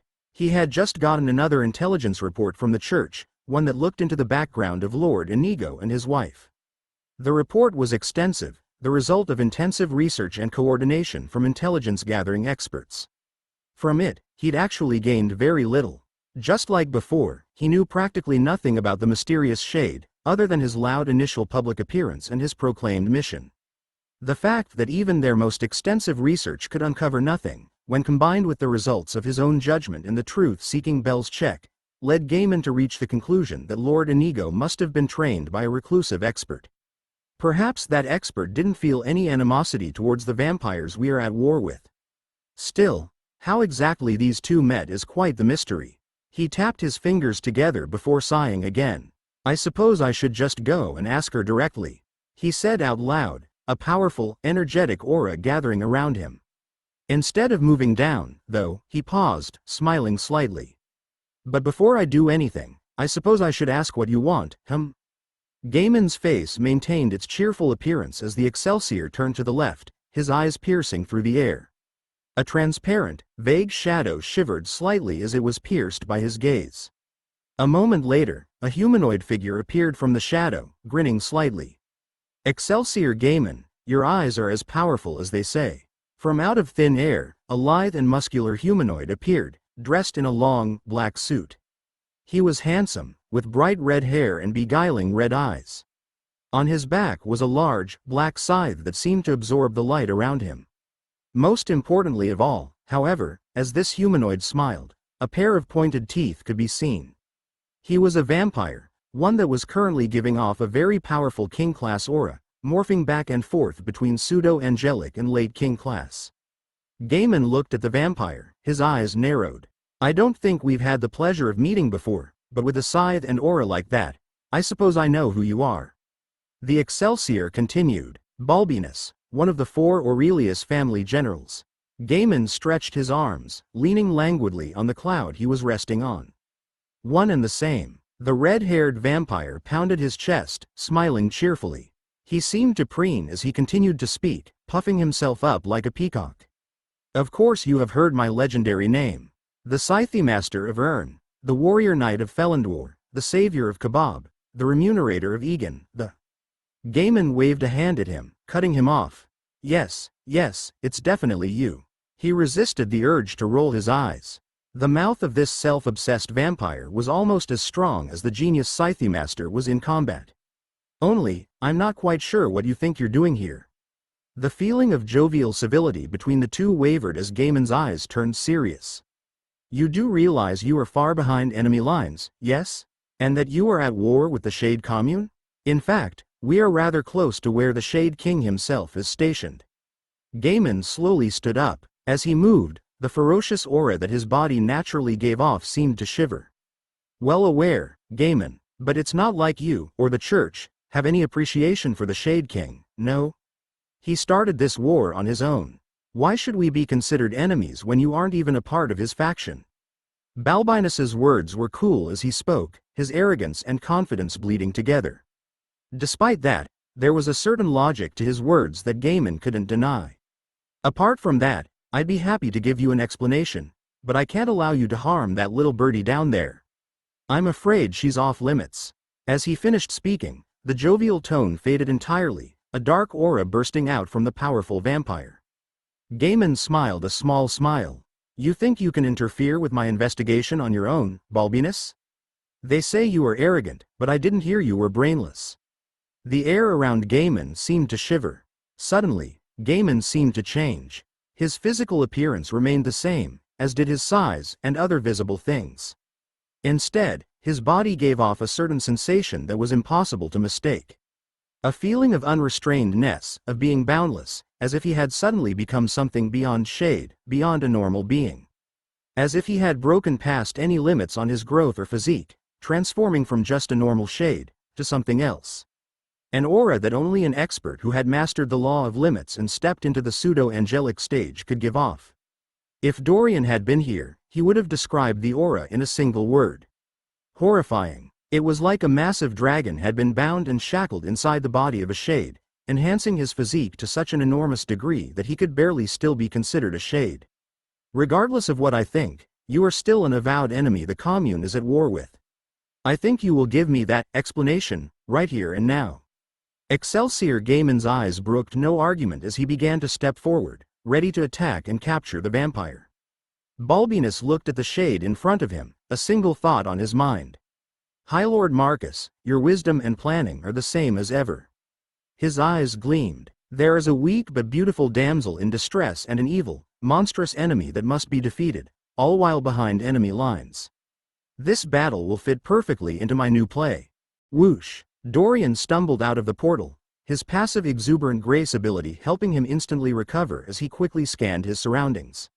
He had been spat out in what looked like a large, stone island. There were carved stone trees, a small house, even a moat of some sort with a bridge leading off to the other side. Actual flowing water ran along this moat, sloshing about.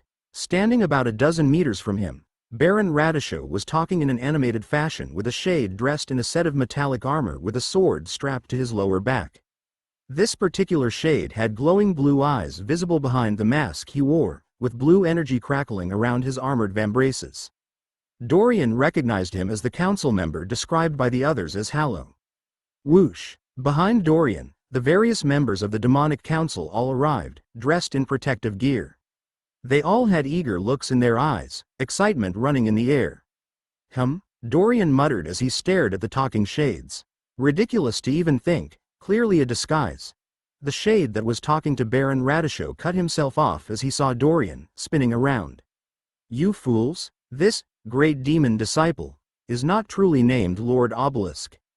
Hallow began, his voice echoing. He is none other than Lord Inigo. He pointed a finger at Dorian viciously. Quickly, strike him down. Dorian blinked, his heart plummeted 1,000 feet, his brain going into overdrive as he heard the shade accuse him. What? He stuttered out, pretending to be confused. As Dorian's senses turned to the max, he quickly noted that all the other shades were staring at the speaker in confusion. How dare you accuse me of anything? Do you think I won't retaliate simply because we are both demonic law users? His voice boomed out as he projected multiple auras, the demonic laws he was capable of using drawing energy from the air. The power of law is somewhat weak here, again, he noted, feeling slightly more confident. Anywhere near a sealing tube, the laws of the universe seemed to be universally weaker, despite him having shattered many of the chains that sealed Moria. I have not even met you before. As he spoke, he twisted fate, trying to make the situation more favorable for him. Energy left his soul, but only a small amount. His fate-twisting powers weren't omnipotent, and it seemed there were too many high-level figures here for him to easily change much. HMPH, Lord Obelisk, I am Hallow, the Master of Envy. I see straight through you. I know of your deviousness. Hallow held his hands out in front of him, electrical energy surging around his arms. Whoosh! Space seemed to freeze. Dorian blinked as he felt this. Large chains made of invisible force seemed to have settled upon his arms and legs, immobilizing him. Dorian shifted slightly, feeling the incredibly solid sensation the chains gave off. It was as if reality itself had been frozen. Faintly, within the chains, Dorian could sense energy from a law fluctuate. Perfect body. Laws. One by one, Dorian activated all of his demonic powers or useful abilities. Despite his large energy use over the past several hours, the multiple baptisms he had experienced had kept him energized and strong. Immediately, his body transformed, his balanced demon's base statistics evolving in a huge manner. The world around him slowed, while protective and attacking energy covered his body. With a single motion of his arm, he ripped apart the spatial chains that had frozen him, making the movement look almost casual. Despite that, he felt uneasy in his heart. Even with the power of law weakened here, that chain was incredibly strong. I could feel law energy flowing within it. Is it related to the law of envy? He tossed the thoughts from his mind as he stepped forward, his aura overwhelming.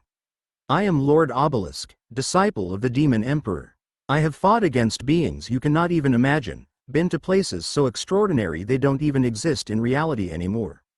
I have seen things you all will never see, done things you all will never do.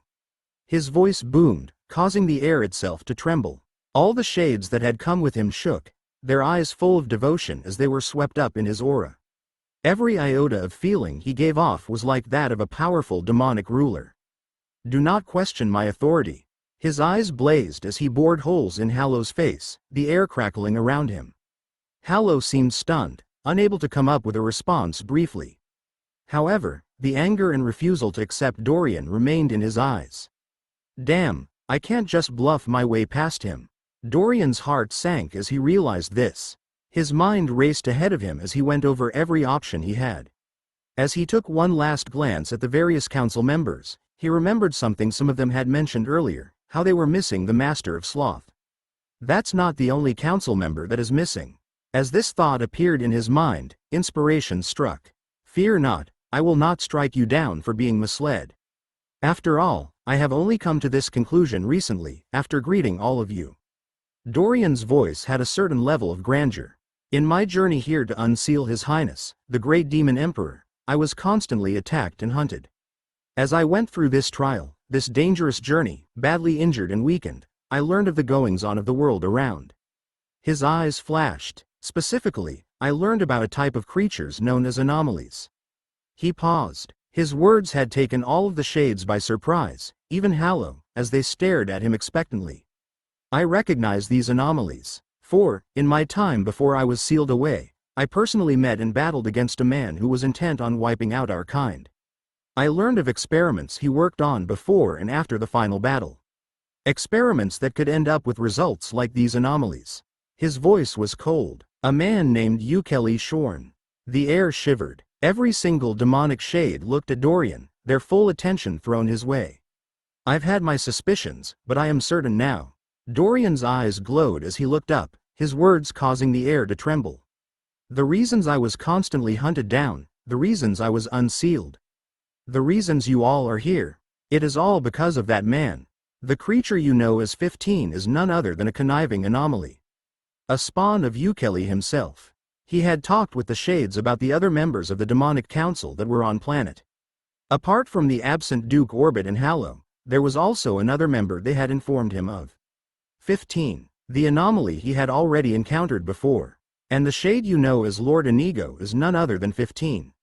Either a clone or one of his fellow anomalies, targeting not only me, but all of you as well.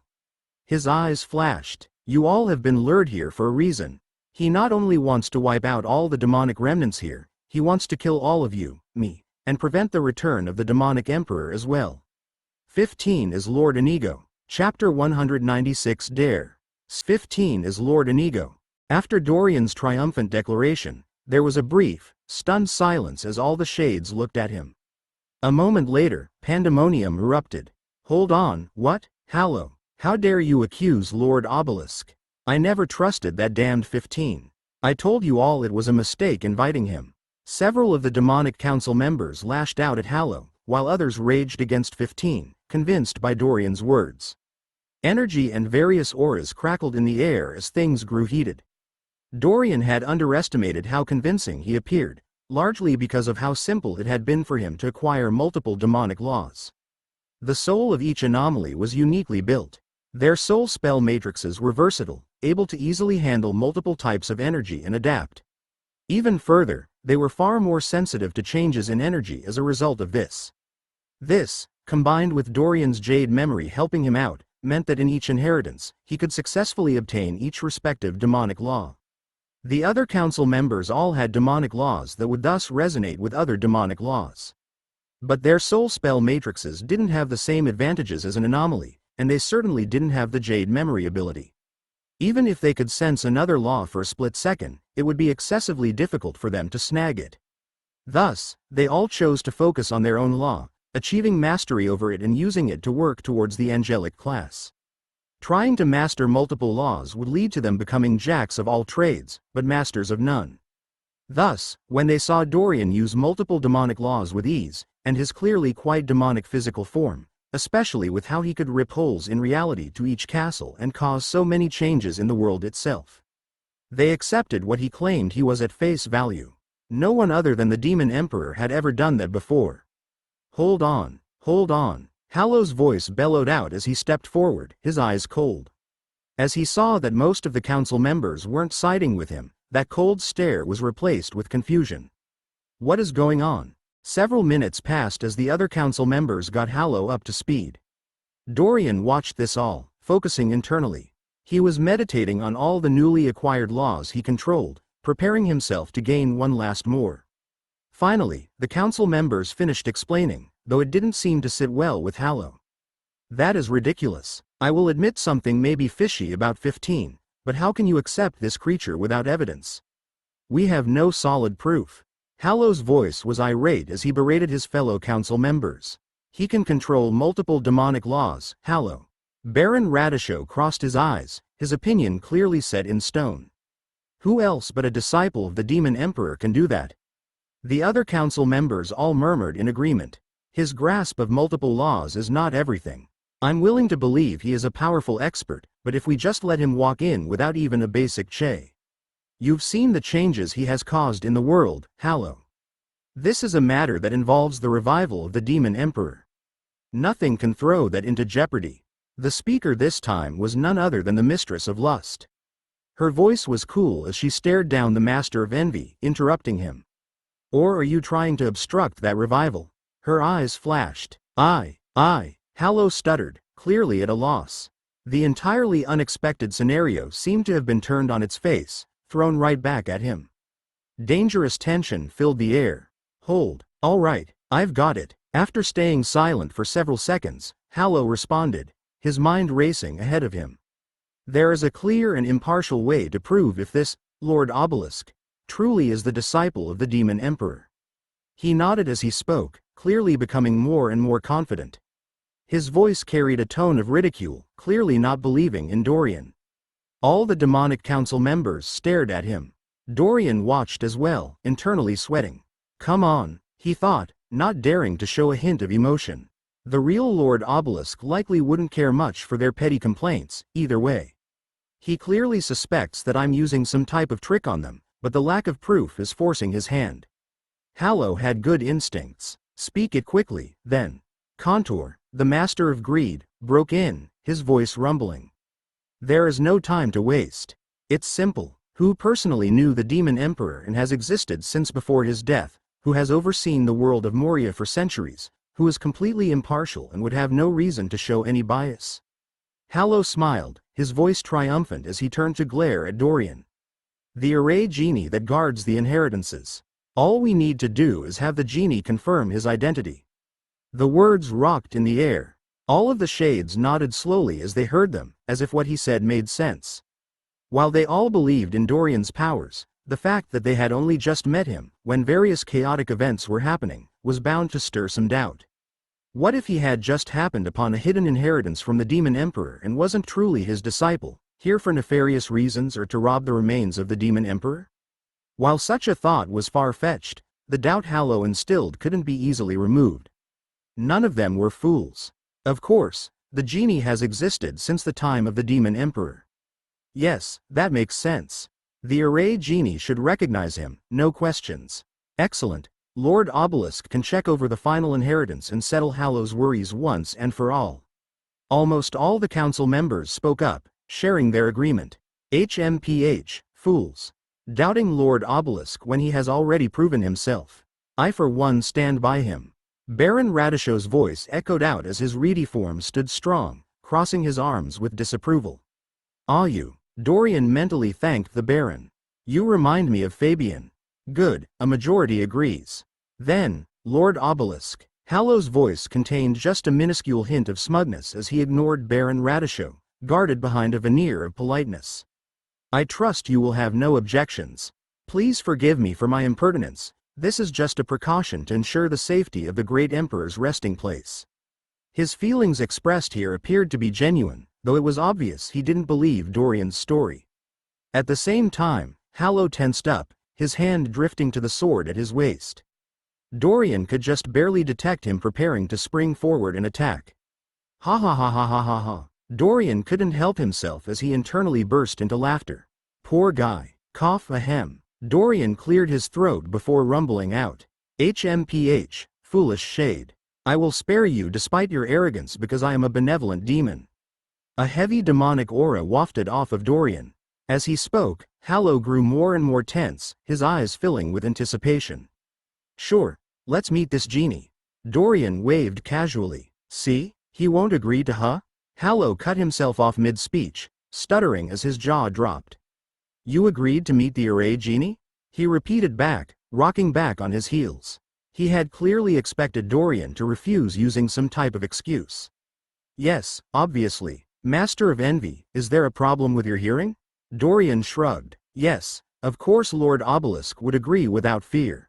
That was never a question, he is a true great disciple. Baron Radishow added, his confidence in Dorian unwavering. Quick, go to the array. Where is the inheritance? The other shades quickly found the last array. It was located near the center of the small stone island they were standing on, carved into the ground. Dorian walked directly over there, his demonic claws clinking on the stone as he came to a rest. Well, he tried to sound arrogant as he waved at the array and then at Hallow, as if he was impatient.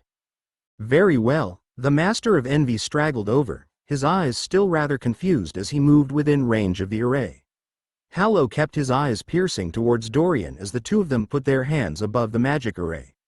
It slowly activated. Dorian blinked. Whoosh! Just like that, Hallow and Dorian vanished and instantly reappeared in a completely different place, while the other members of the demonic council stayed behind, guarding the array. They arrived atop a small, brown clump of rock and dirt, with a single palm tree rising up in the center. This clump appeared to be floating in the air, suspended as if by magic. Apart from the clump, everything else within sight was covered by opaque, white fog. Just a small floating island, with no other ground, no sky, no nothing. Just a lonesome speck of land soaring among the nothingness surrounding them. Master Genie, I, a humble inheritor of envy, would like to beg an audience. Hallow's voice was full of the utmost respect as he spoke, kneeling down on one leg. He immediately cut to the chase, not mincing words. Dorian's eyes widened marginally as he saw this. Oh, I knew the Array Genie was important to the Array, but that important? As he realized how poorly he had treated the Array Genie, he mentally thanked his lucky stars that he had managed to pass the Array Genie's questioning session. If his previous relationship with it was revealed. Greetings, Inheritor Hallow, welcome back to the Inheritance of Envy. A familiar voice echoed out as a bubble appeared, floating in the air. Master Genie. Hallow's voice was cool as he nodded. Before he could add anything else, however. Ah, Disciple Obelisk. The bubble completely ignored Hallow as it detected Dorian, its voice ecstatic. Welcome back. Warmth flowed in its tone as the Array Genie floated in front of Dorian. Hallow's jaw dropped, sheer disbelief present on his face. He looked from Dorian to the bubble, and then back from the bubble to Dorian. Master Genie, you are aware of who this is? Of course. Disciple Obelisk is one of High Highness's direct disciples. I have confirmed this myself with the Master Array's truth aura. The bubble's voice was respectful, but far cooler when it spoke to Hallow. I would have to be blind to not recognize him. That's right, Bubble, you tell him. Dorian grinned internally as he saw Hallow's shocked response, his eyes opened wide. But the situation it makes no sense I don't. Hallow stuttered out multiple lines, eventually coming to a drawling stop as he stared at the bubble. Slowly, he turned his head to look at Dorian, looking lost. I am wrong? He spoke out loud, his words more of a question than a statement, as if he wanted to throw up his hands in frustration. Yes, you are. I am one of the more benevolent of Master's disciples, so I will spare you. Leave the inheritance. Dorian's voice boomed out as he spoke authoritatively. I will check it over like the others before we head to resurrect His Highness in the central castle. Hallow simply stared at Dorian for a long moment. He then slowly bowed his head and vanished, leaving without another word, unable to respond. Ha ha ha ha, ah poor guy. Dorian couldn't help but feel for him again. He tried so hard and was completely right in the end. Too bad I don't play fair. He shrugged, focusing back on the present. Ah, Master Bubble. Dorian smiled as he was fully left alone. You look extra bubbly today. The bubble didn't reply. It seemed to have gained a more somber and serious mood now that it acknowledged Dorian as the disciple of the Demon Emperor. Dorian couldn't blame him, though he felt slightly disappointed. Very well, let's get it started. What do I do? He inquired, getting serious. The inheritance for the law of envy is simple. The bubble began, instantly explaining, as if on cue. The law of envy is about coveting, drawing upon the energy in the surroundings to manipulate space itself, leaving nothing in sight you cannot take for your own. The Array Genie bubble moved over to the edge of the small floated island they were on as it continued. This world is incomplete. Your desires, your wants, will fill it. To prove yourself worthy of the law of envy, you must be able to fill an entire world full of that which you want, shaping space itself. That is the challenge left behind by his greatness. The bubble's voice boomed, and, with that, it vanished, leaving Dorian alone. Standing atop an empty island, surrounded by nothing. I have to fill this world with my desires, huh? Enough to complete it. He rubbed his chin, staring out at the blank canvas around him. As he looked, excitement began to fill him. It was time to pick up the last demonic law. After that, he would have successfully obtained all 7 demonic laws. He would have reached at least the starting point that led the Demon Emperor to become feared as an ultimate genius. A point that no person or being had ever achieved since. It was time to obtain the law of envy. Chapter 197 Merge. I have to fill this world with my desires, what I am envious of. Dorian blinked as he looked around. Well, that's rather vague and unhelpful. He threw his hands up in the air, but got no response. He concentrated for a moment before sighing. Can't use any laws or abilities from my soul spell matrix. The last challenge apparently wanted him to purely rely upon himself. He looked out at the blank canvas of reality in front of him. And then willed it to change. Nothing happened. He sighed. Why can't you just tell me how all this works in clear terms? No need to be so mysterious. He walked over to the edge of the island he was standing on, leaning off the edge slightly to look down. Beneath him appeared a seemingly endless void of whiteness. He could see no bottom or ground beneath him, only stark whiteness. It kind of reminds me when I was trapped in my soul spell matrix, with time operating weirdly around me. He muttered, rubbing his chin. As he stared at the void, he felt a certain compulsion seize over him. An idea that sprouted in his head, tugging at him. Step forward?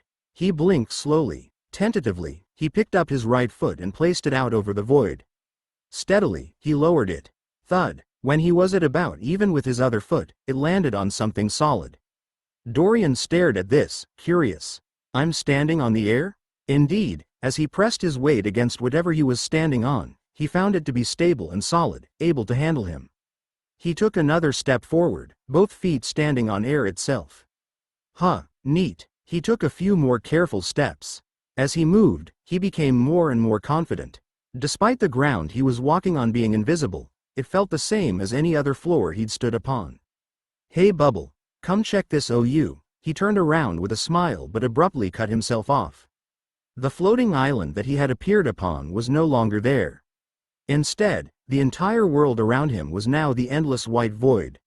He gulped slightly as he saw this. Well, I guess I'm not in Kansas anymore, that's for sure, he thought, looking around. Shift. Dorian blinked as the world around him jarringly changed. The endless white void vanished, replaced by a large, mostly empty gym room. The lights were dimmed and music echoed out loudly, with several large posters hanging up on the walls. A few tables were set up, with punch and light snacks. Dancefest Prom. J&S. He stared at the posters, memories arising. He was back on Earth, at the scene of his junior year prom back in high school. He recognized the old gym, the location their prom had been at. The school directors had cheaped out on dance planning, something that caused a minor scandal with the parents that year. Memories again. Reusing old concepts, that's starting to get stale with these inheritances, ol' Empery. He smiled nostalgically as he looked around the hall.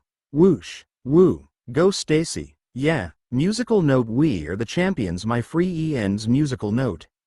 Dozens of teenagers abruptly appeared, dancing out on the makeshift floor.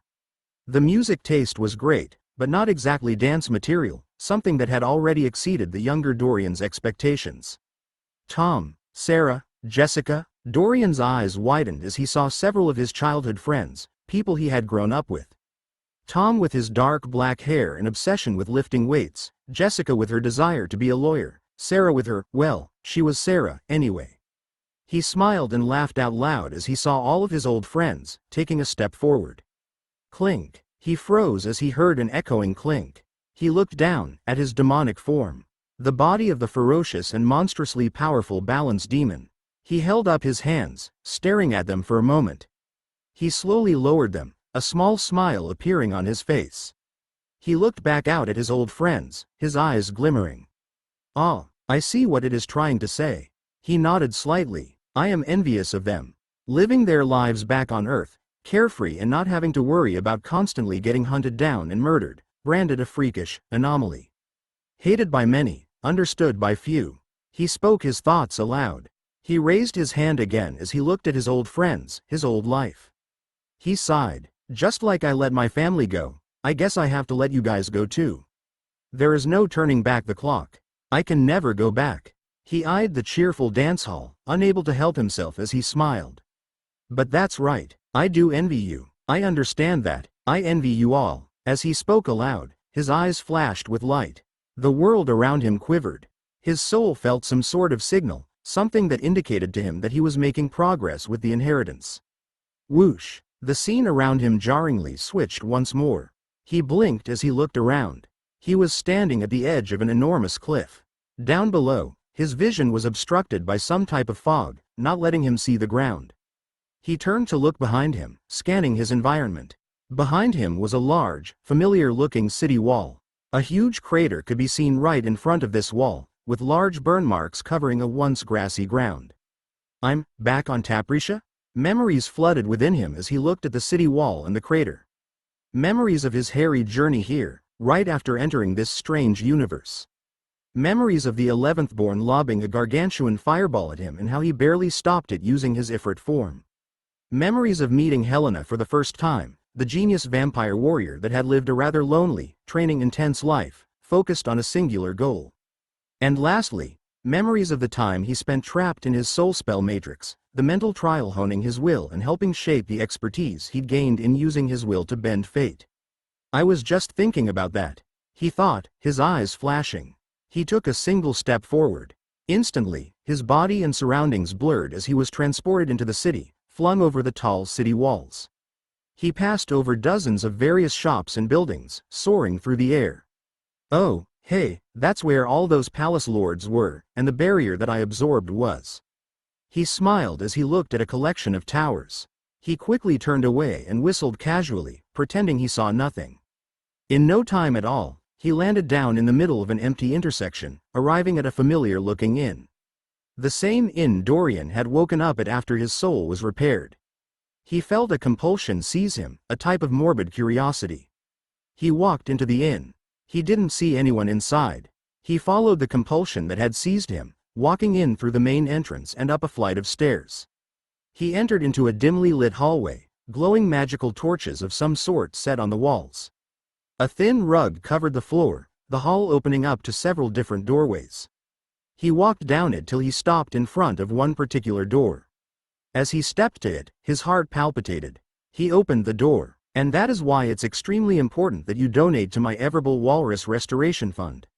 Trajan, stop trying to steal Probus' money. Quiet, Helena, it's for a good cause. They need it more than he does. Also, how exactly would the seals spend the money in the first place? They're walruses, damn it, not seals." A myriad of familiar voices echoed in Dorian's ears as he stepped into the room. It was a large living room, one that connected to a bedroom in the back. It was lit using the same magical torches, giving the closed-off room a warm and bright appearance. A large wooden table and several comfortable-looking chairs were set up, 3 of which were occupied. Helena and her friends. Dorian looked at Trajan and Probus, recognizing them. Warmth and camaraderie, built from a friendship that spanned decades, could be sensed in the air as the trio talked to each other. It was like looking upon a family, watching close friends relax and have fun. "Ha ha ha, Cherie Trajan. The seals will create a fiscally independent commune, Totally." Dorian smiled wide as he saw Helena take a crack at Trajan. This scene looked to have been constructed from right after they had defeated the 11th Born, when spirits were still high. Did this actually happen, or are these memories magically created based on my knowledge of them? He had no idea either way. "You know, Trajan, she does have a," Probus began. "Don't you say it," Trajan interrupted him, slamming his hands onto the table as he glared at his comrade. "A point." Probus smirked slightly, fingering a long blade he had strapped to his back. "She really cuts straight to the chase. A sharp woman. Her thoughts are on the bleeding edge of." "No more." Trajan threw his hands up into the air and spun around, abandoning the party to peals of laughter from Helena and Probus. As Dorian saw this, he felt his heart twinge. He took a deep breath, feeling emotions run through him. "I get it, I envy this too. Having a relaxed, silly, fun relationship with Helena. Not one fraught with danger and peril. He could definitely feel something between him and her. But they hadn't had the free and relaxed time to enjoy it, to take it slow, to really get to spend some quality time together. I envy that." The world around him quivered.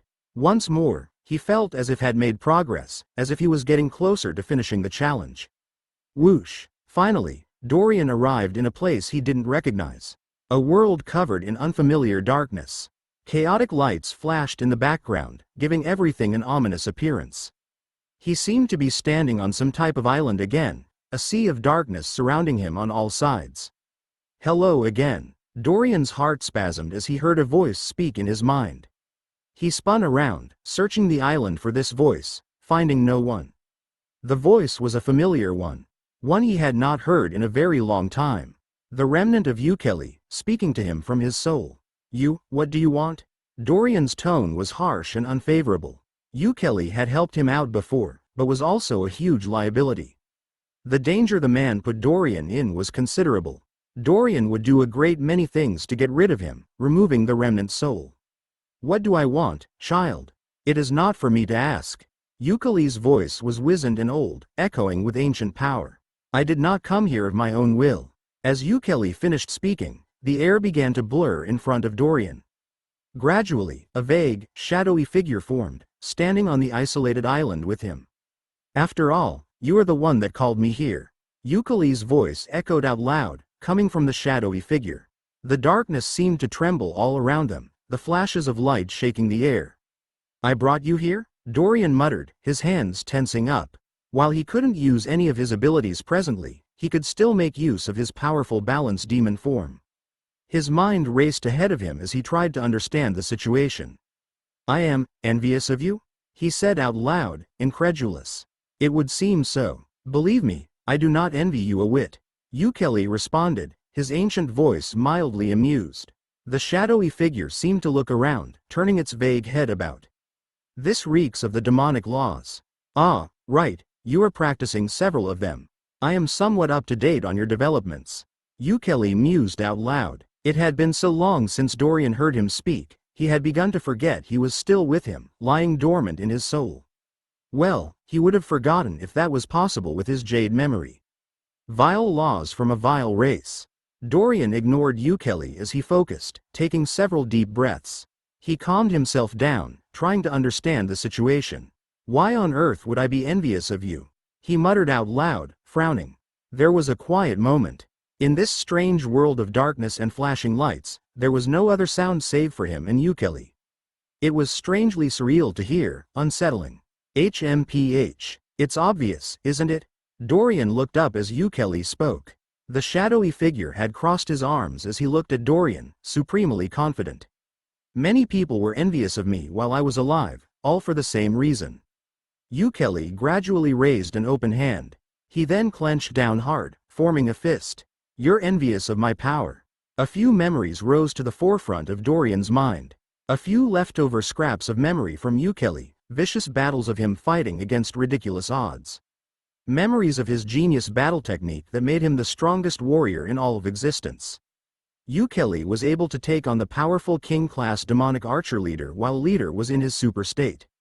All using his own talents and skill, without even being able to access the power of law. Purely with technique and a little help from the perfect body ability that he constructed.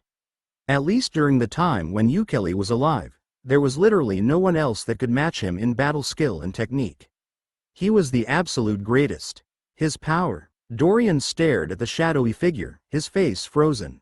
Slowly, he nodded. That's right, if I had that power, I wouldn't have to take on all these ridiculous disguises. I could directly break out of the commune and save Helena. Dorian clenched his fists, staring at the shadowy figure.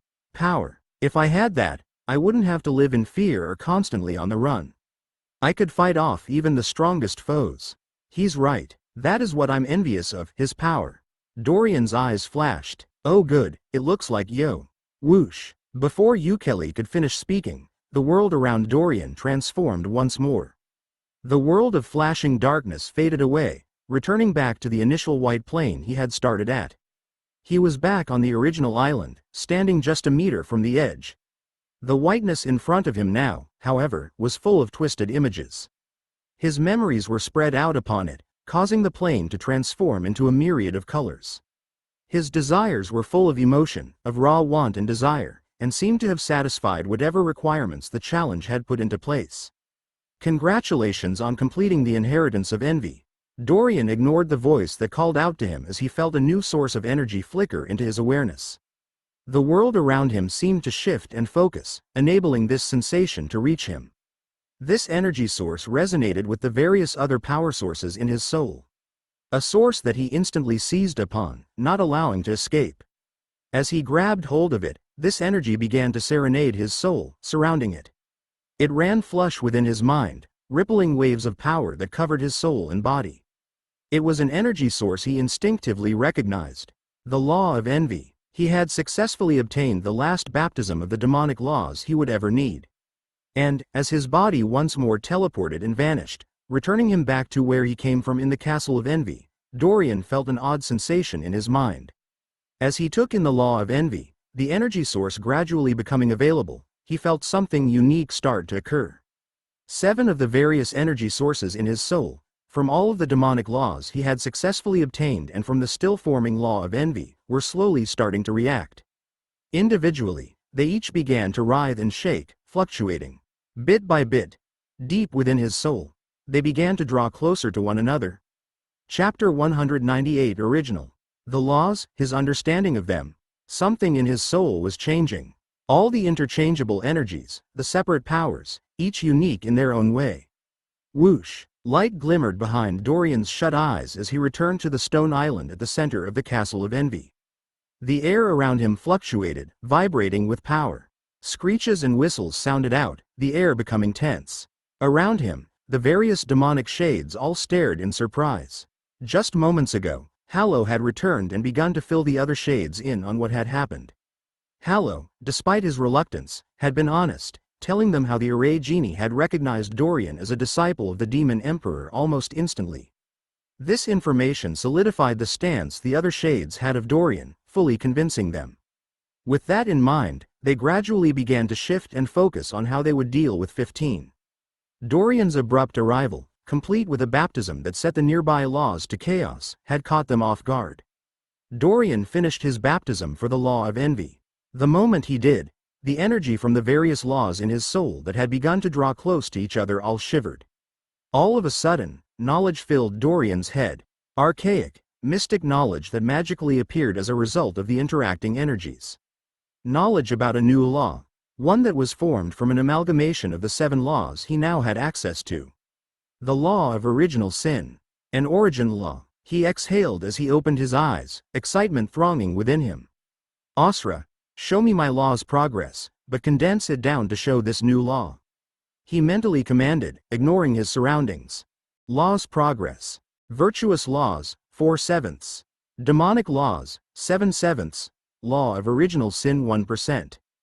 As he looked at this screen, he realized several things. The law of original sin grows in mastery depending on the combined level of all my demonic laws. If any of the 7 demonic laws are at 1%, it will be stuck at 1%.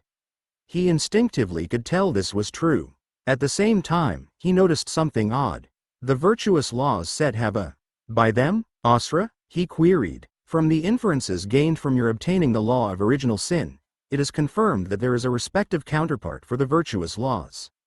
The cool voice of his soul spell matrix genie echoed in his head. That's what I figured, he thought, excited. But what does this law do? He frowned. How'd I know it's an origin law? What does that even mean? How does it compare to Ukele's law of the absolute? From the few memories he had left of Ukele, he was well aware of how horrifyingly powerful Ukele's law of the absolute had been. None of his demonic laws had ever felt comparable, despite being very powerful laws in their own right. Dorian tossed the thought to the side for now as he rose up, blinking slowly. He had delayed for a bit too long already. He would figure the new law out after he settled his current situation. Lord Obelisk, Great Demon Disciple, greetings, my fellow practitioners. He replied in return as he was greeted. He eyed them all and then turned his attention to Hallow. The man was standing at the center of the other shades, his face pensive. Have you made your decision? Dorian spoke aloud, staring at him coolly. Hallow looked at Dorian for a long moment and then bowed his head slightly. I was blind. His words were genuine, the disbelief he had held earlier nowhere to be seen. The proof that Dorian had shown him seemed impossible to fake, after all. The array genie would not lie. Dorian nodded back, mentally relieved. It seemed he'd get away with everything after all, for now, anyway. Good, then I will go release the final sealing tube. After that, we shall head to the central castle and free the demon emperor. If 15 or Lord Inigo tries to stop us, we will directly strike him down. Dorian proclaimed, pounding on his chest. He forgot that he had sharp claws in his balanced demon form, however, and accidentally stabbed himself. Ow, damn it, he didn't let a hint of the pain show on his face as he donned a proud look. Yes, let's do it. He got a few cheers from the excited masters of the demonic council. To them, this was all a dream come true. He tossed aside any worries of how he would handle the situation for now. He had a few ideas up his sleeve and wasn't worried yet. What most concerned him was the brand new law he had gained. Dorian began to walk over towards the sealing tube, his eyes determined. Before he got there, however, Hallow spoke up. Hold on a moment, Lord Obelisk. His voice was guided and respectful, as if he didn't want to anger Dorian. Dorian slowly turned to face him, giving him a slow nod, and returned. Yes, before anything else, I thought it wise to see if we can confirm the identity of 15. Hallow began, his words carefully chosen. Oh, Dorian shrugged. Can we do that from here? He could see interest appear in the eyes of the other demonic shades. Yes, I have a way to contact any members of the demonic council, as long as they choose to accept the communication. As he spoke the final half of that sentence, Hallow sent a glare at a few choice members of the council. Those members all looked away as if they had noticed something fascinating on the walls or floor of the stone island. Acceptable plan. I'll allow it. Let's see the results. Dorian immediately agreed, knowing that Lord Obelisk would have done the same. No true, great demon disciple would allow loose ends like that to continue without confirmation. Internally, however, he had no idea how this would go down. Should I have said no? He sighed. There was no point in worrying about it. He just needed to stick to being Lord Obelisk. As you command. Hallow bowed his head slightly and then withdrew a small, glowing yellow stone from his spatial ring. He clenched the stone in his hand for a moment, his eyes growing unfocused. Whoosh! The air in the chamber began to stir slightly. Particles of light flowed off of Hallow, creating a miniature vortex. Abruptly, the particles flew up into the air, starting to form a vague, humanoid shape. He will only be able to see me, Lord Obelisk. I'll keep my questions precise to avoid leaking your presence. Hallow let out a quick statement as the image was still forming. A second later, the image finished forming, transforming into a form Dorian was quite familiar with. It's him. He's in his Grey Manter form. Dorian clenched his fists slightly, his eyes cold. What is it, Hallow? I am in the middle of important work, preparing to kill that blasted Lord Inigo. 15's voice warbled through the air, the image projection showing him with his arms crossed. 15, fellow council member, Hallow began, speaking slowly. Or rather, should I say, 15, the anomaly. Spawn of Ukeli. Hallow's voice took on a harsh tone, crossing his arms back at 15. The anomaly overhead froze, his facial features giving away nothing. After a single, stark moment, his face twisted into a smile. Ha ha ha ha. What gave it away?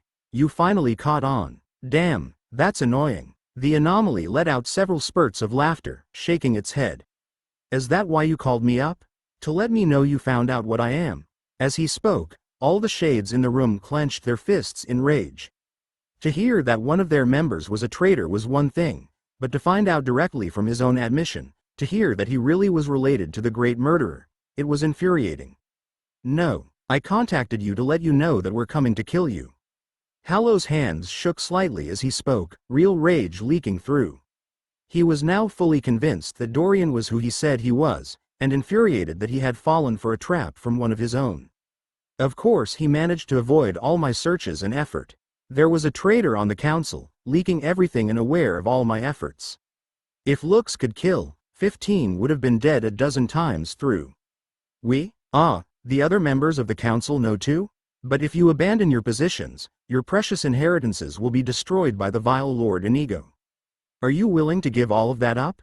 15 smirked, apparently completely unconcerned with Hallow's threat. I'm safe here in the central castle and won't be going anywhere. Come and get me if you want, ha ha ha. Without giving Hallow time to respond, 15 ended the communication, vanishing. That bastard. Hallow visibly shook with rage. He's set up in the central castle, where the demon emperor himself lived. As a spawn of Ukeli, he's probably already desecrated it. We must stop him, immediately. The fake Lord Inigo is probably with him. The shades all roared in anger, their thoughts unified. The inheritances can be destroyed most effectively at the central castle.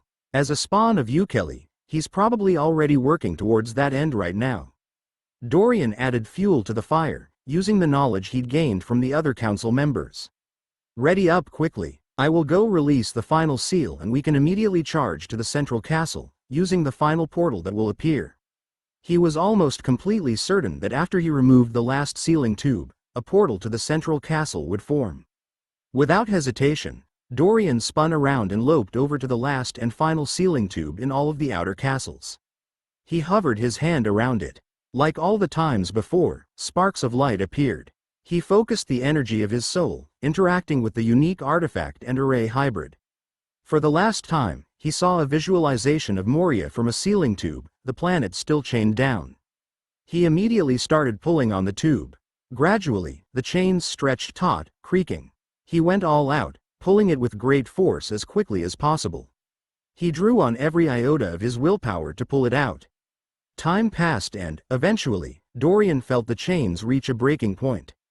The energy around him, in reality, was set into a flurry, the laws of the universe fluctuating wildly. Grr! Dorian grunted out loud, tugging with all his might. Whoosh! He managed to release the sealing tube. Instantly, all of those chains cracked and shattered, the vision of Moria vanished as he blinked. The fluctuating laws of the universe returned to normal, everything around him whiplashing back. As he sensed this, he could tell that the laws of the universe had gained an even stronger presence on Moria, but were not fully free. There's only the central castle left. As he thought this, a crackling noise caught his attention. Reality itself tore, a gleaming hole of light and energy forming at the center of the stone island. This portal cast blue light outwards, creating a myriad of shadows in the dimly lit room. Dorian smiled, his eyes cool and confident. It was time to end this. Let's go. He threw the empty remnant of the sealing tube to the side as he marched towards the portal. All of the other Shade Council members quickly followed, putting on protective gear. Powerful auras burst out as they prepared themselves, readying for anything. Dorian walked right up to the glowing portal, staring at it. He felt slightly uneasy being so near the rippling hole in reality. He took a deep breath and then, without waiting further, stepped into it. Whoosh! The world around him transformed into a myriad of chaotic flashing lights and explosions of buffeting energy. Dorian activated his defensive laws, perfect body ability, and anything he thought might prove useful, blocking out any and all damage he might take. He could feel himself stretching, transported at a fast speed. His mind moved at an incredibly fast speed as well, however, making the journey feel longer. As he traveled, he focused his mind on the new law he had just obtained. The law of original sin. It's only at 1%, but I should still be able to use it. Deep within his soul, Dorian could feel a sort of dark energy present. This energy was colored pure, midnight black, and gave off no feeling or emotion of any sort, unlike the other energies. It was something foreign, something he lacked a clear understanding of. This new energy had formed when he gained access to the law of original sin, without needing any sort of baptism. As he grasped hold of this energy, he felt himself starting to arrive at the endpoint of the portal. What exactly do you do? A tidbit of the black energy was absorbed into his body, just mere instants before he arrived. As it came within his full control, Dorian gained a hint of what the law of original sin was capable of. The single impetus that filled his thoughts as he realized this was one of unadulterated shock. It can reshape reality? What? Whoosh! Dorian arrived. Leader's body shook as he tensed up, going on high alert. His eyes opened wide as he focused, the air around him tense. In the spot he had been staking out, his eyes focused on a location thousands of meters away. A glowing portal had just appeared, rippling in reality. And from that portal appeared a figure he was very familiar with. The figure of a creature he had seen in a vision. Lord Inigo. His voice was cold. A figure that had just arrived in a dead zone, where the energy from laws couldn't be absorbed from the universe, leaving him vulnerable and weakened.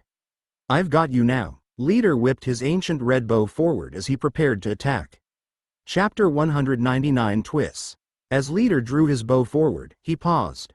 A group of figures had just arrived next to the figure of Lord Inigo, dressed in brown armor. They all leapt from the glowing portal, landing down on the ground. Leader entered into his super state, not wasting any time. A rainbow aura colored the air around him as his physique jumped to become much stronger, enhancing in power by a great degree. The air around him set to storming, the energy around his body vibrating with power. He pulled back on his bow in one smooth motion. A glowing arrow made of energy appeared on it, crackling with power as he concentrated. Hold on, are those the masters of the demonic council? Why are they with Lord Inigo? Leader paused, confusion filling his voice as he stared at the figures that had just arrived. He recognized some of them. He had met several of them over the years, though never grew allied or close with any of them. While he didn't feel particularly close to any of them, it was a fact that there were very few demonic practitioners and that they were usually reviled, no matter their actions. He didn't hold any animosity against them as a result and would try to avoid clashing with them. Leader was at a loss for words. Whoosh! The world around him jarringly shifted. An instant later, the magnificent city before him seemed to shake, bits and pieces of it crumbling off in a grand avalanche of stone and destruction. His connection to the law of pride had continuously grown stronger and stronger as time went on. The world around him had begun to change, no doubt due to the nefarious effects of Lord Inigo. As Leader saw the unfolding destruction the city was suffering, he instantly made a decision.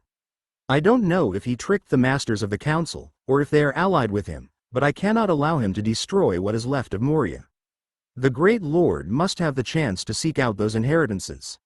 He made up his mind, his arms shaking as energy concentrated. Breaker Empyrean shot. Dorian landed upon a large, circular stone platform. In front of him, a huge, white stone castle could be seen, built into a towering, rocky cliff. Water flowed all around him, pouring out from several dams that blocked up a large lake. Towering white spires could be seen, dozens of buildings decorating the cliff. The platform he had arrived upon appeared to be part of a mid-sized bridge, connecting to this cliffside castle. The cliff was set in the middle of the river like an island of sorts, an oasis of land breaking the rushing water. The law of original sin? Dorian felt the energy from this law vibrate in his soul, full of deep, ancient power. At the same time, as he arrived, he felt his connection to the laws of the universe sever. He had entered a dead zone, where the power of law could not be reached. The energy he had taken within himself was still present, but once it was expended, there was no getting it back.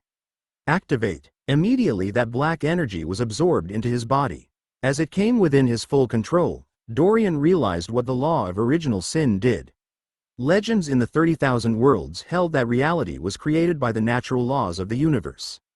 Everything in existence came to exist because of the unexplainable, natural existence of the laws.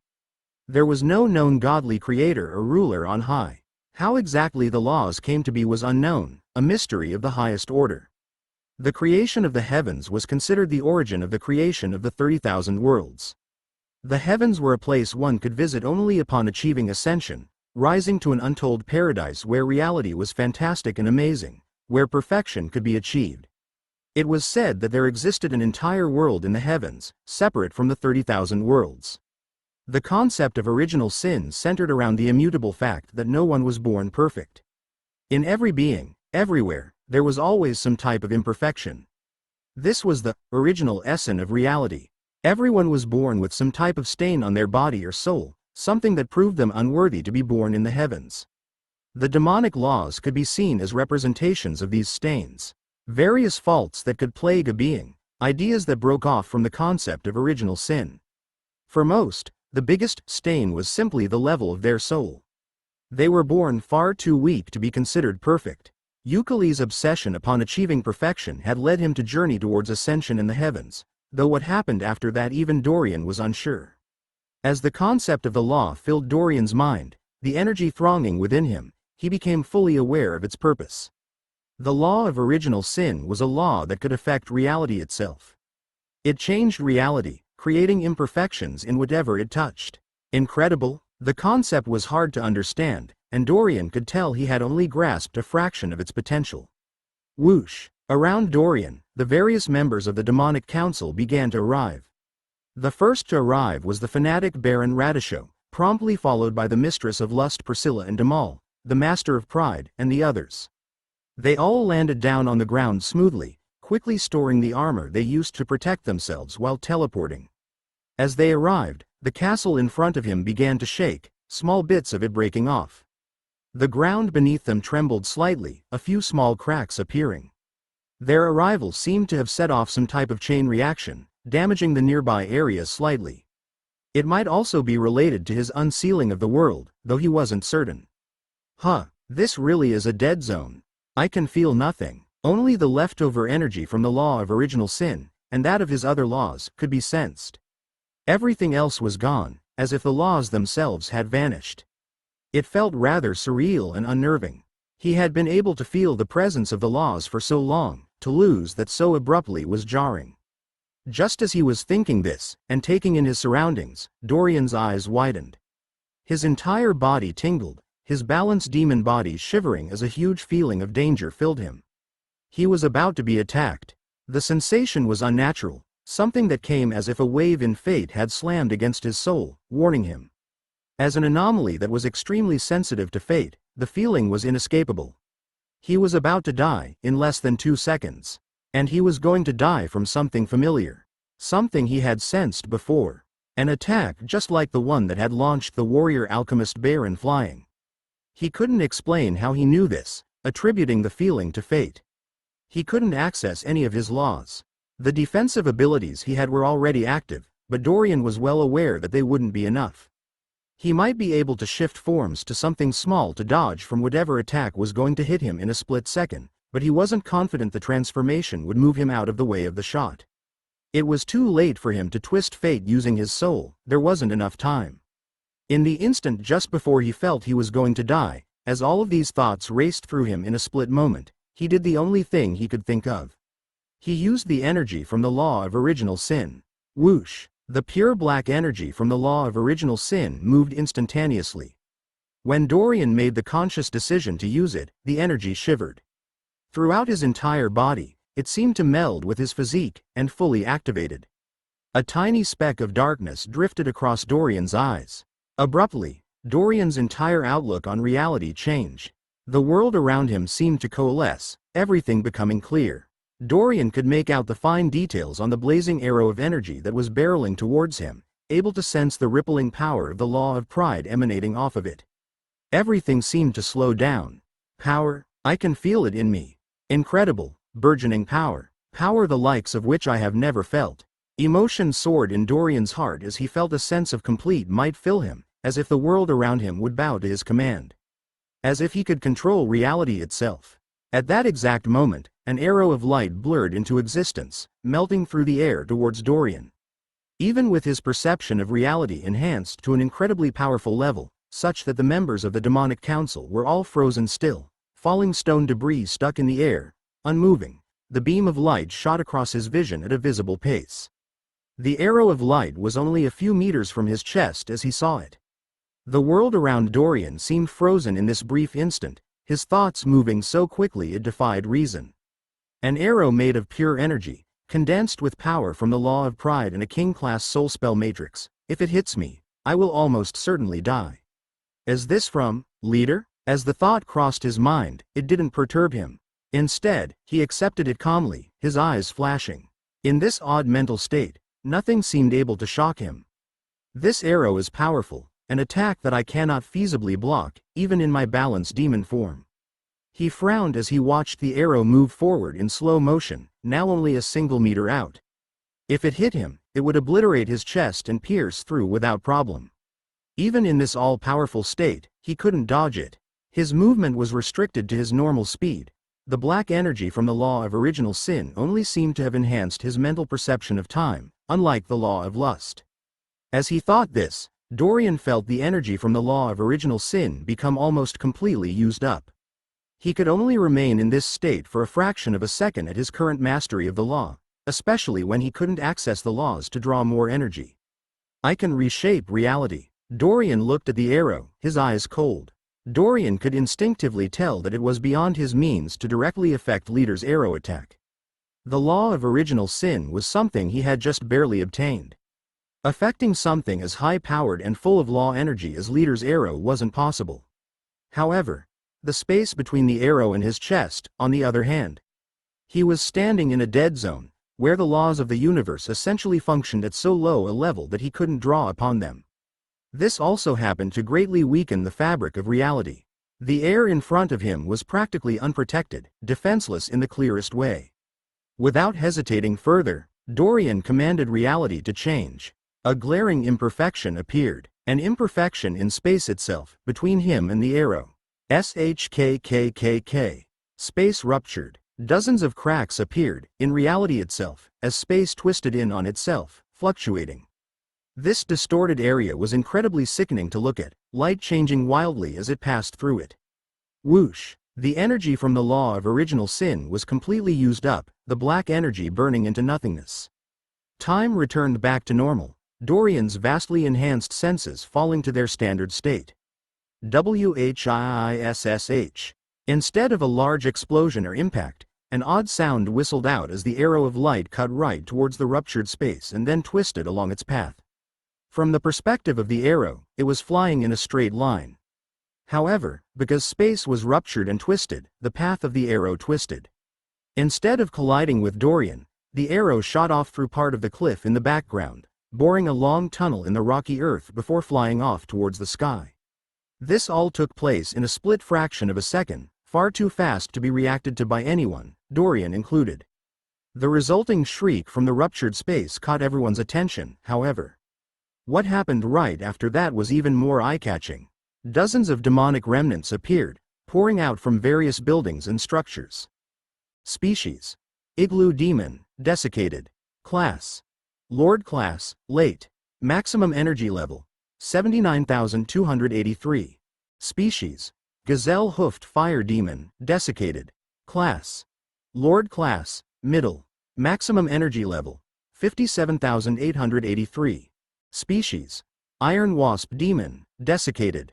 Class: Lord class, pseudo-king. Maximum energy level: 102,883. A Lord class igloo demon, a Lord class gazelle-hoofed fire demon, a pseudo-king class iron wasp demon. Dorian's eyes widened as a veritable army of freakish, undead demons appeared. The igloo demons were great towering brutes that looked like a mix between an elephant and a large ape, with huge tusks and arms, but thick gray fur.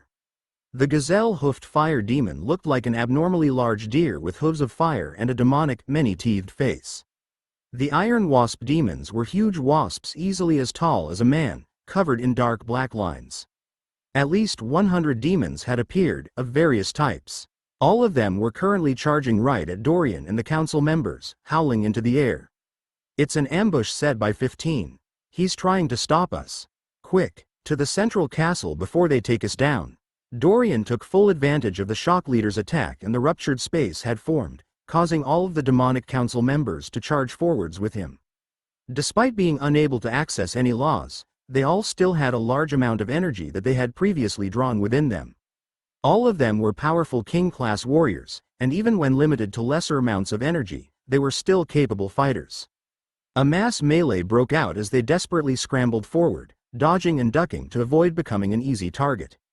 Dorian's eyes flashed as he ripped the head off one demon, blood spattering the air as he took a single glance up at the central castle. In his balanced demon form, even without the power of law, he was a veritable monster. He absorbed what he could from each dead demonic remnant, not letting their soul spell matrices go to waste. His heart pounded as he moved, jumping erratically to avoid being hit by another one of Leader's arrows. "I'm almost there." In the depths of the large white castle that was built into the cliff, the former castle of the Demon Emperor himself, a large throne room could be seen. Several pillars supported the roof of the throne room, shooting up to the grand, arching ceiling. A long, black carpet led up to the slightly raised throne. White, crystalline torches lit up the walls, giving the room a well-lit appearance. The throne itself was made of a harsh, black stone. It had a jagged, rough appearance, with little decoration. Sharp cracks could be seen at its base and arms, as if it had been damaged in a grand battle long ago. Sitting atop this throne was a gray-skinned, unassuming humanoid. 15, in his gray manter form. "You've arrived, brother?" 15 sighed. "And you've managed to break more than half the chains that seal Moria, something even I couldn't manage." If Dorian saw 15 right now, he would have been shocked. The anomaly, 15, had undergone an enormous, jarring change. No longer was he a violent killer, rampaging and cackling with insanity. The chaotic emotions he had shown before were nowhere to be seen. The mental instability, the fast-paced manner of talking, the entire personality of the anomaly seemed to have changed. Instead, he appeared cool, calculating, his eyes full of wisdom. "I never expected things to end quite this way.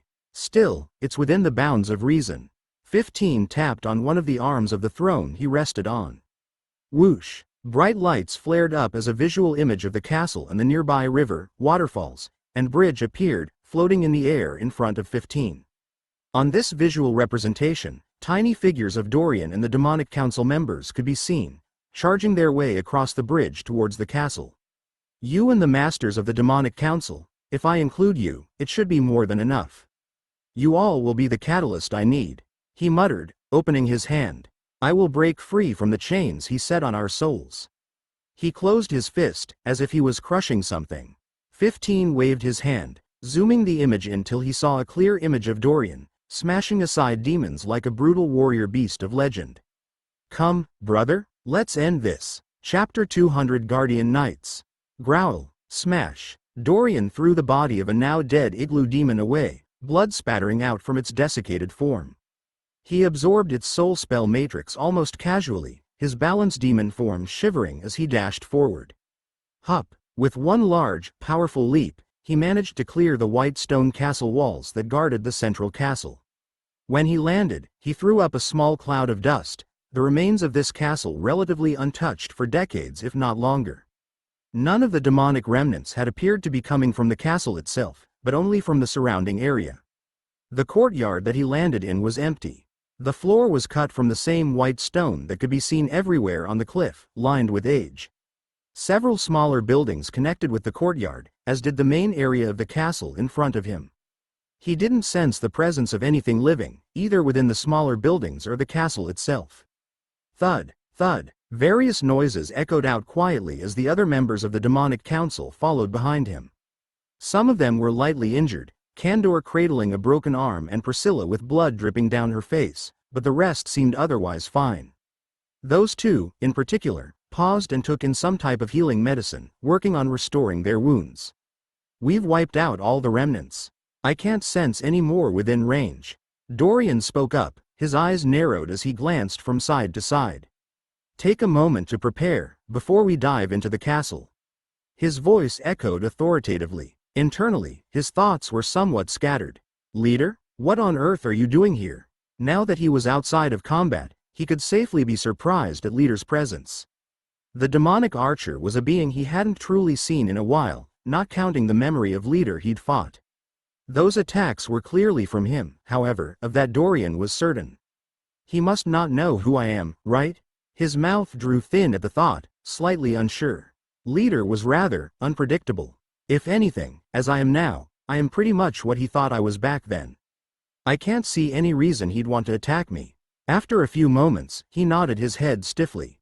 It must have something to do with 15. It was the only thing he could think of. Great demon disciple. Dorian turned to his left as Baron Radisho called out to him. Hallow stood right behind the Baron, his arms glowing with blue light. Yes, he responded, his voice calm. Despite being cut off from the laws, the demonic council members had performed admirably. They successfully managed to keep up with Dorian, the remnant energy they could still use proving well adequate. It won't last them too much longer, though, not if we get into many more big fights. He noted as he scanned the council members. Already he could see the exhaustion in some of them. Hallow has found the trail to the anomaly. Baron Radisho nodded over at Hallow. Hallow stepped forward, nodding back as he turned to look at Dorian.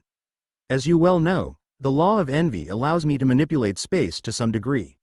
I have finally trained my abilities with this law, granting me a very powerful sense of spatial awareness. Even without access to the law, I can still pan my senses over the surrounding areas, using the remnant energy from my soul spell matrix. Hallow explained himself thoroughly, not leaving any room for possible confusion. I've met 15 before. Every being in existence has their own unique soul wavelength. No two souls are identical. I've trained in spatial sensing for dozens of years and can be considered an expert in this. Hallow continued. It's part of why I am good at tracking or hunting for things. His eyes flashed slightly guiltily as he looked at Dorian, likely thinking about how he'd been tracking Lord Inigo and mistook Dorian for him. Quite understandable, given that Dorian actually was Lord Inigo. As a result, I can faintly sense his location now that I'm this close to him. Hallow pointed to a space on the right side of the courtyard, within the main castle area. He's in a room deep within the castle. Dorian nodded. It was about what he had expected. All right, let's move out. He took a moment to send a sweeping glance at the rest of the demonic shades. They all seemed to be more or less ready to go. They moved forward as a team, with Dorian leading the way. They directly left the stone courtyard, scattering a cloud of dust in their wake. The entryway to the castle was clear. They moved down an open-air stone corridor until they ran into a heavy wooden door. Dorian walked up and, with an almost casual push, opened it. The door opened smoothly, revealing a well-lit hallway. There was no sign of rust or damage despite the clear age of the castle, everything functioning perfectly. Glowing crystals lit up the carved stone walls, a faded black carpet covering the floor. There were slitted windows on the side of this corridor, the light they let in merging with the light from the crystals in an uneasy swirl of color. Their group moved down the corridor fearlessly. Hallow's spatial sensing allowed him to search for and detect any hidden traps, while Candor's powerful soul, thanks to training in the law of greed for so long, allowed him to sense traps of a magical or spiritual nature. In no time at all, they moved through 3 separate passageways. They found themselves in the depths of the castle, moving quietly. On the walls, grandiose paintings of powerful demons hung, images of them being worshipped by the masses or slaughtering enemies. The air took on a very clear demonic feeling, as if they had entered an ancient stronghold of the demon race. Well, it used to be that. Dorian mused as his claws clicked on the hard stone. His movements created small echoes that chimed in the air ominously. Abruptly, at almost the same time, both Hallow and Candor yelled out. "Careful, something ahead." Their group had just turned a corner and found themselves in front of the entrance to what appeared to be a receiving hall. It was a type of grand hall where those that were waiting to meet the king might stand, unworthy or unable to stand in the throne room where the king conducted his business. This hall was large, the largest room they'd found in the castle yet. 8 different pillars could be seen supporting the arching roof, painted a pale gray. The base of each pillar was covered in gold and decorated with detailed carvings of demonic beings. In the back of the room, the door that led to the throne room could be seen, a towering edifice that glowed faintly with black light. Apart from the pillars and the door, the only other thing notable about the room were the ominous figures set in the background. The race of these creatures was indeterminate. They were tall, easily 4 meters in height, fully covered by a set of gray armor. Large gray swords that were bigger than Dorian was tall were strapped to their backs, reminding Dorian faintly of the Greycons he had seen on Blizzeria. The face guards they wore were shaped like dragon heads, built to look intimidating. There were 7 of these figures standing there, unmoving, directly in the path of the door that led to the throne room. Despite standing still, Dorian was overcome with a powerful feeling of danger as he looked at them. These are Guardian Knights from the Third Great War? Baron Radisho sputtered out, his voice shaking with disbelief. What are they doing here? Damn that 15. Dorian's eyes flashed as he heard the term, recognizing it with his perfect recall. It pulled him back to some of the research he had done a while back, when he was trying to figure out who Ukeli was. The Third Demon War, Third Great War, or the Yale Demon Invasion, depending on who you asked, was a massive war that swept across thousands of planets. Entire species were wiped out, with billions of beings dying.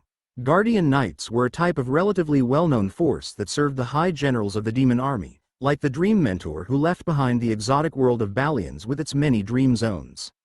They served as powerful bodyguards and elite warriors that would faithfully serve each high general. Betrayal was never a risk from Guardian Knights for a rather simple reason. They weren't actually living beings with a soul. They were incredibly realistic golems, created from a mix of magic and arrays, complexly woven together. They were similar to artifacts, but also very different. There's 7 of them, a perfect number to match all of us. Priscilla's voice was cool as she stared at the figures, rolling her shoulders. Guardian Knights are extremely powerful, though they are weaker when they can't draw upon law energy. Despite that, without access to the laws, even I won't be able to defeat one. Damal, the physically strongest shade here, even without his law of pride, grunted out loud, his muscular arms crossed. 7 of them. Dorian stared at the ancient golems, a frown on his face. 15 is beyond that door, Lord Obelisk. Hallow chimed in from the side, pointing. He is waiting for us within the throne room. Dorian stared at the room for a moment, sighing. He stepped away from the entrance and walked over to one of the surrounding walls. Hup! With a grunt, Dorian punched forward hard with his hand, the claws of his balance demon form stabbing forward. Perfect body. Activate. He activated the ability for a split second. Clink. A huge amount of force was concentrated in his body, force that exploded forward to smash into the walls of the castle. The blow visibly caused the castle walls to bend, shivering ever so slightly. Almost immediately after, however, the walls snapped back, only a faint white mark left over as a remnant of his blow. The walls are super tough, like the other castles. I would probably need several hours to break through, if I can at all, without being able to access any of the laws. He shook his head, giving up on the option. All right, I guess we'll have to go through them. Dorian walked back over to the entrance, ignoring the odd looks the demonic shades gave him. There are 7 of them, a perfect number to counter us, but also a perfect number to counter the members of the demonic council if they had all showed up. The Master of Sloth had never arrived. They didn't wait. The longer they took, the more energy would fade from their system and the poorer they would fare.